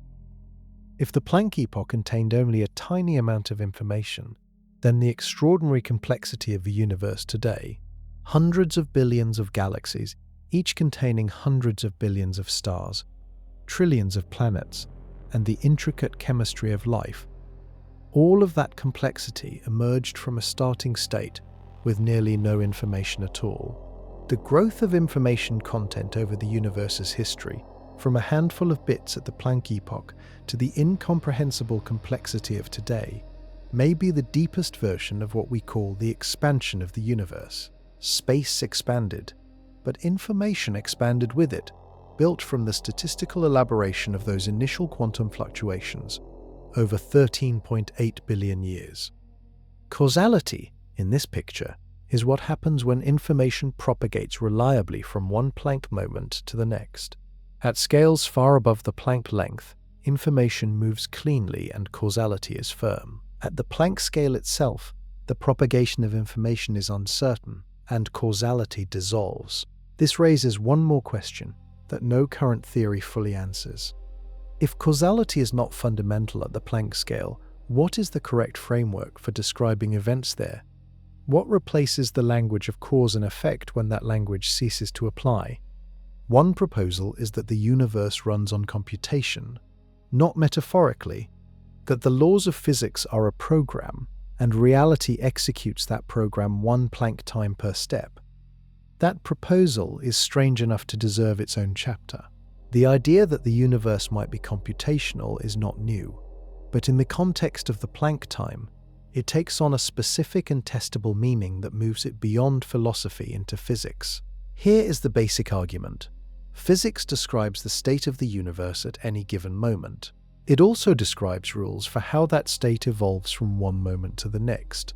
Equations take the current configuration of matter and energy and output the configuration at the next instant. Apply those rules repeatedly, and you trace the history of the universe forward in time. This is exactly what a computer does. A computer holds a state, it applies rules, it produces the next state. Repeat. The laws of physics are the program. The universe is the computation. Each Planck time is one computational step. Physicist John Archibald Wheeler, who coined the term quantum foam, also championed the phrase "it from bit." His proposal was that every physical thing in the universe, every particle, every field, every force, ultimately derives from information, from yes or no answers to binary questions at the most fundamental level. Reality is not made of matter that happens to carry information. Reality is made of information, and matter is what information looks like at large scales. If this is correct, then the Planck time is the clock speed of the universe, the number of computational cycles per second the universe runs. That clock speed, roughly 10 to the 43rd cycles per second, is the fastest any physical process can operate. This picture has a concrete prediction. If the universe truly runs on discrete Planck time steps, then physical processes should show subtle signs of that discreteness at detectable scales. Specifically, the propagation of light across cosmological distances might show tiny energy-dependent variations that would not exist if spacetime were perfectly smooth. High-energy photons and low-energy photons from the same source, traveling across billions of light-years, might arrive at slightly different times because the discrete steps of spacetime affect them differently. This prediction has been tested. Observations of gamma-ray bursts, which emit enormous quantities of photons across a vast energy range simultaneously from billions of light-years away, have been used to search for exactly this effect. So far, the results are inconclusive. Some observations have reported possible hints. Others have set limits that seem to rule out certain versions of the discrete space-time model. The search is ongoing, and the fact that it can be searched for at all is remarkable. The Planck scale is enormously far below any direct experimental reach, but the universe, in its vastness, provides a natural amplifier. A tiny difference in photon propagation speed, accumulated over 10 billion light-years of travel, might be just barely large enough to detect with the right instruments. A universe that computes itself raises immediate philosophical questions. If physics is a programmer, most physicists who take this idea seriously argue that the question does not apply. The program runs because the laws of physics are self-consistent, not because anything external is executing them. The universe is both the computer and the computation. There is no outside. Whether the universe is literally computing itself, or whether computation is just a useful metaphor for how physics works, is a question that may never have a clean answer. But the computational picture does capture something real about the Planck time. It is the fundamental update rate of reality, the pace at which the universe rewrites its own state. And what the universe looks like between those updates, in the gap between one Planck frame and the next, is where the next chapter goes. If time is quantized, if reality advances in discrete Planck steps rather than flowing continuously, then a strange question appears. What is happening between two consecutive Planck moments? The obvious answer might be nothing. Between frame 1 and frame 2 of a film, nothing happens because there is no film between the frames. The gap is not part of the film. Similarly, between two Planck moments, perhaps there is simply no time for anything to happen because there is no time there at all. But this obvious answer turns out to be surprisingly difficult to defend. In standard quantum mechanics, a quantum system between measurements does not simply sit still. It evolves. It exists in a superposition of multiple possible states simultaneously. The wave function, the mathematical object that describes all possible configurations of the system, spreads and evolves continuously between observations. Measure the system, and the wave function collapses to a single outcome. Between measurements, it is a cloud of possibilities. Now apply this to the Planck time. If time advances in discrete steps, then between one Planck moment and the next, the universe exists as a superposition. All the possible configurations it could transition to from the previous state exist simultaneously in the gap. The universe does not commit to a single next frame until the next Planck moment arrives, in whatever sense arriving means at this scale. This is a deeply strange picture. The universe at any given moment is not just one thing. It is a superposition of all its possible immediate successors. The specific configuration you experience, the room you are in, the position of every particle in your body, is one particular outcome that was selected from an enormous superposition at the previous Planck moment.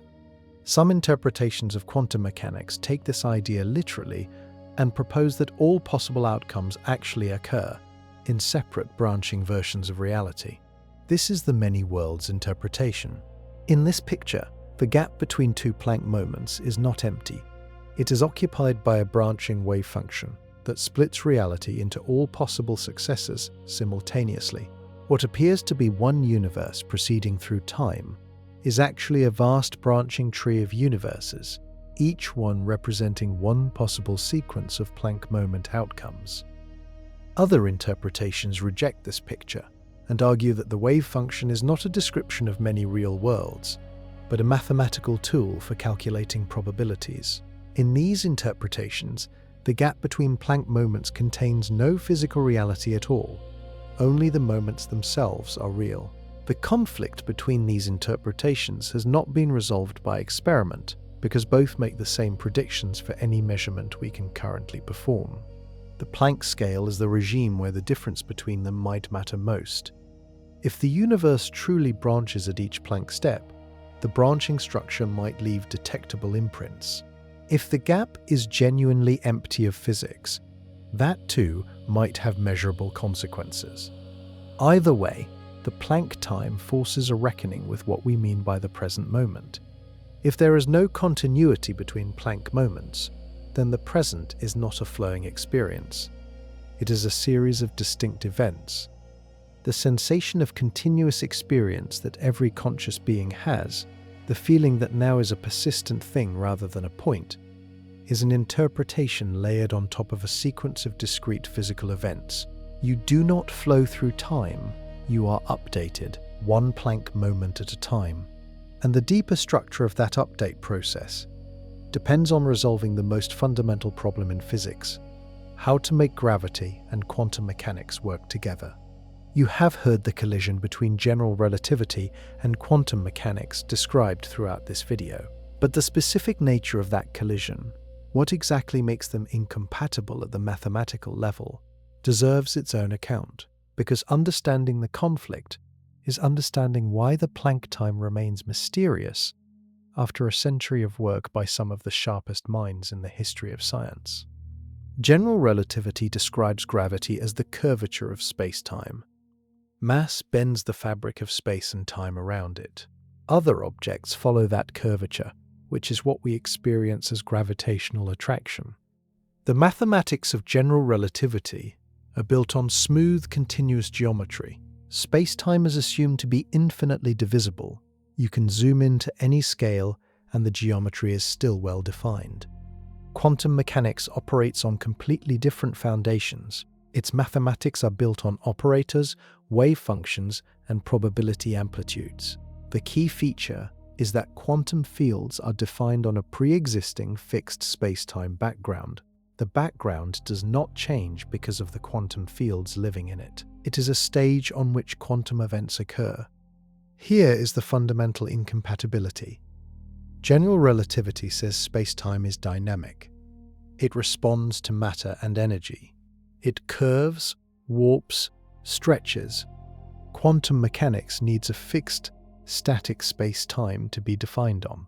You cannot have both simultaneously. To build a quantum theory of gravity, you must quantize space-time itself, allow it to fluctuate and become uncertain the way quantum fields do. But every attempt to do this breaks down mathematically.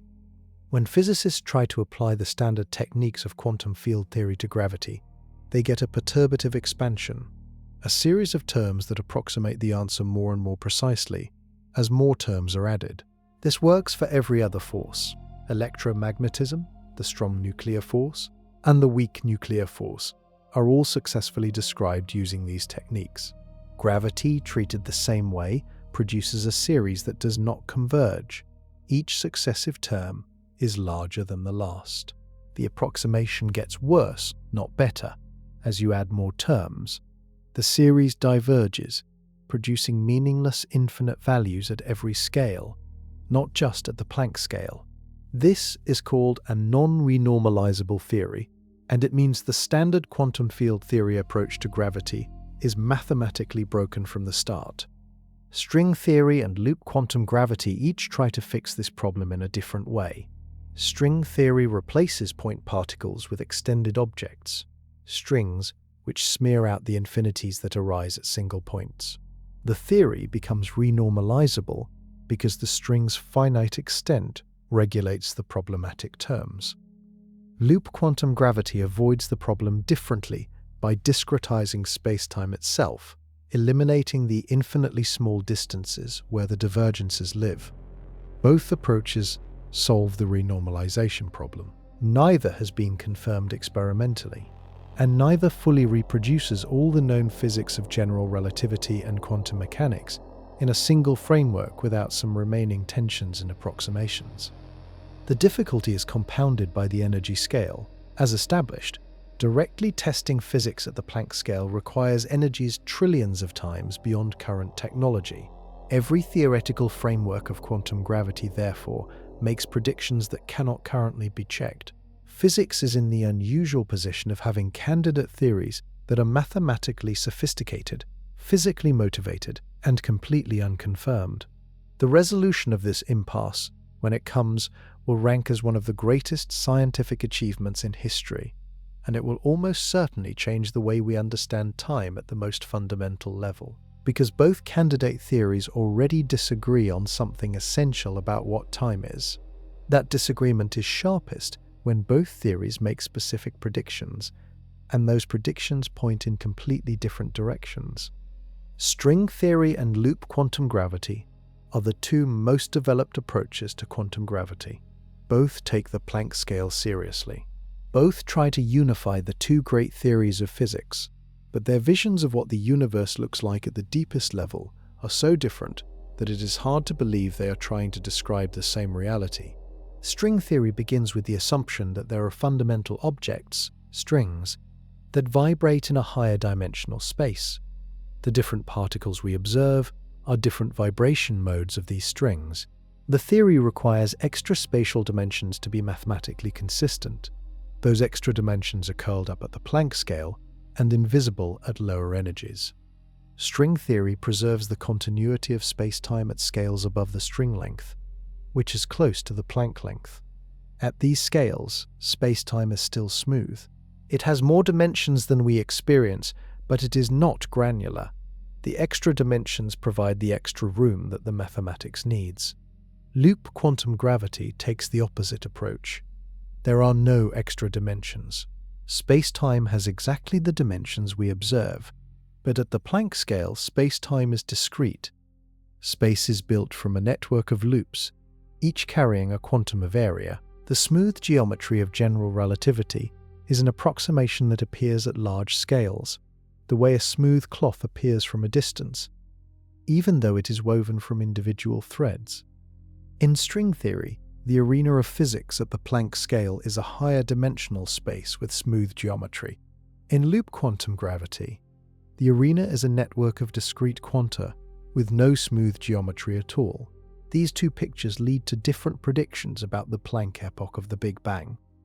String theory-based cosmologies often predict a period before the Big Bang involving the behavior of strings in higher dimensional space.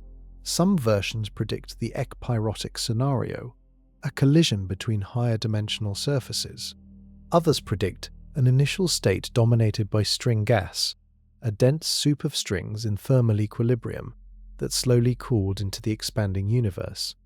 Loop quantum cosmology predicts the Big Bounce, a contracting phase reaching Planck density and rebounding into expansion. The pre-bounce universe is three-dimensional, governed by the same loop quantum gravity as our current universe.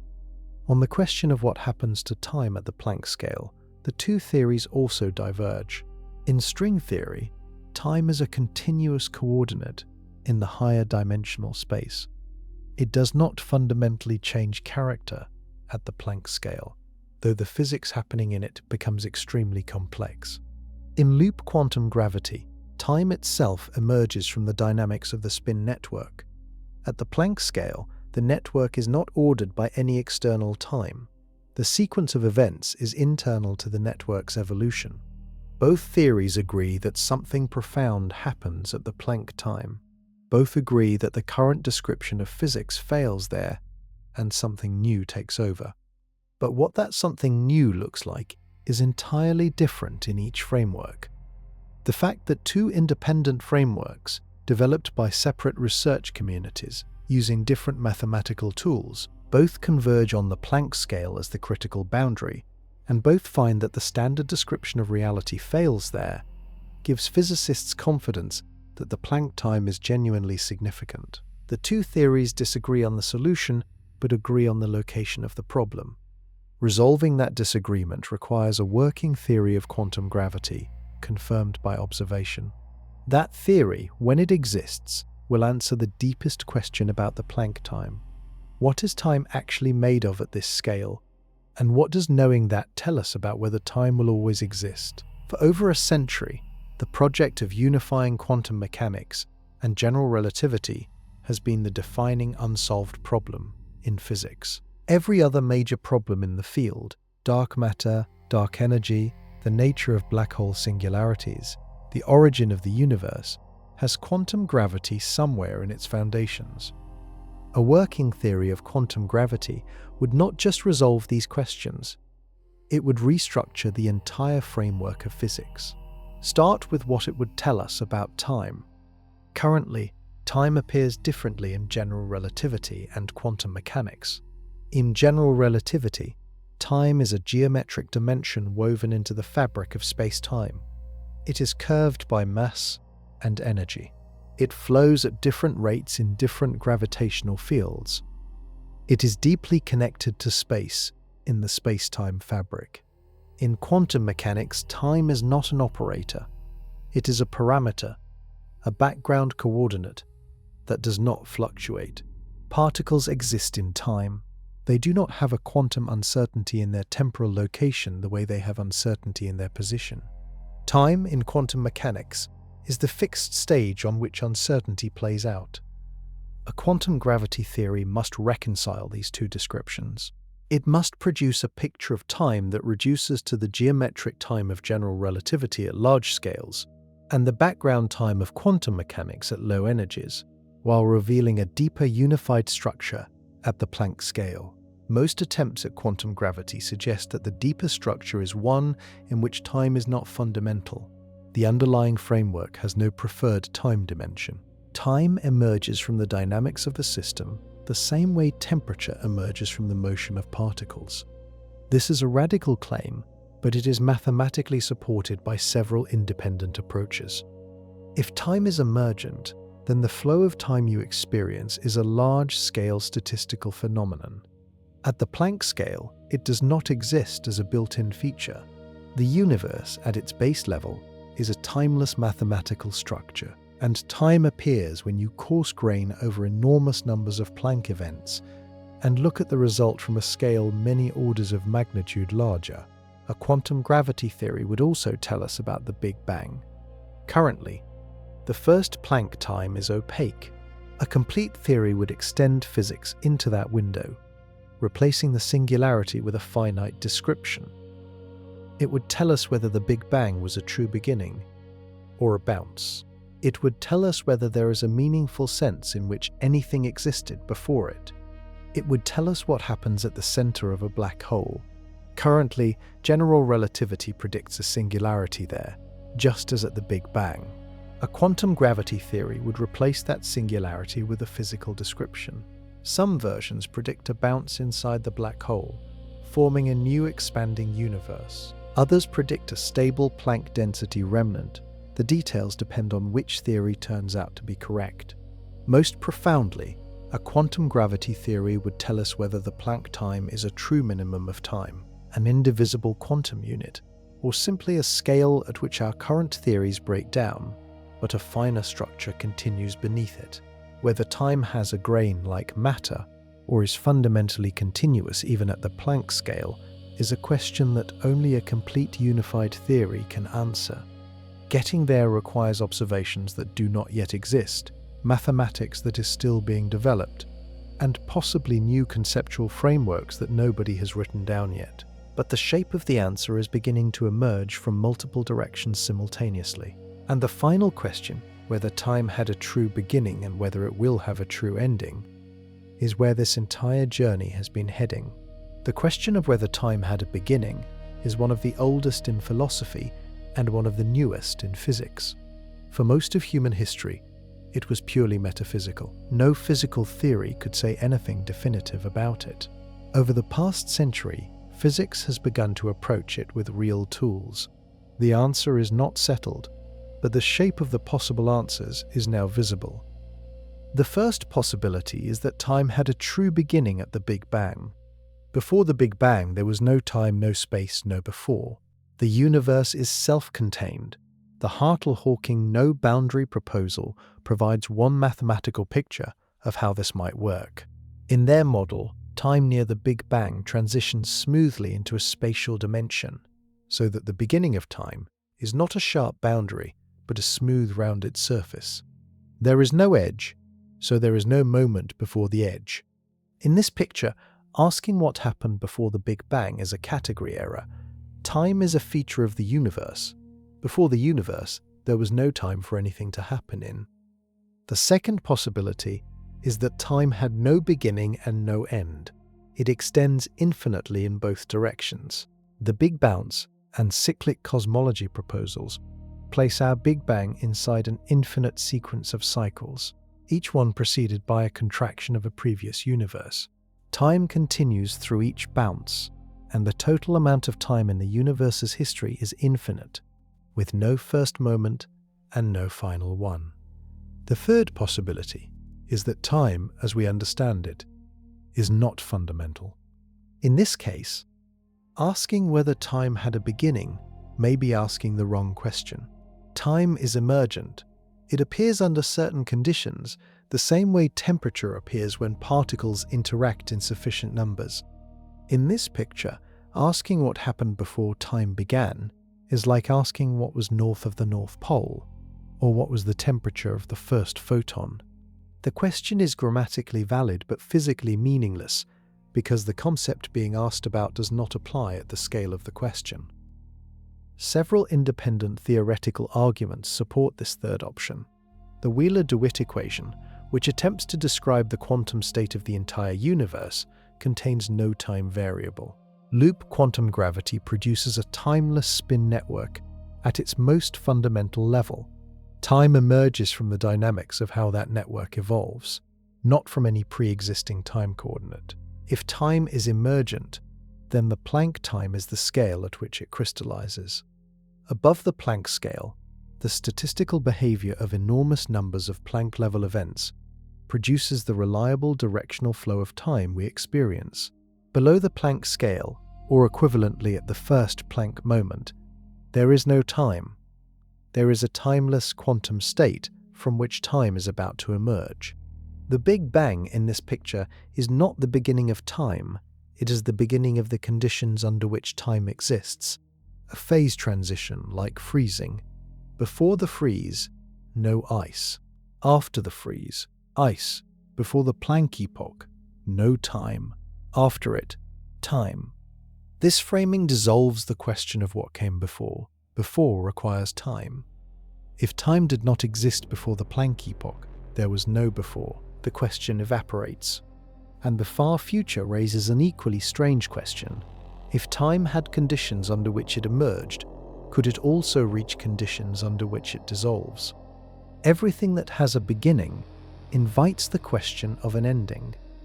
If time emerged from a timeless quantum state at the Planck epoch of the Big Bang, the logical follow-on is whether it could return to that state, whether the conditions that created the flow of time could someday be reversed and time could dissolve back into the timeless substrate from which it came.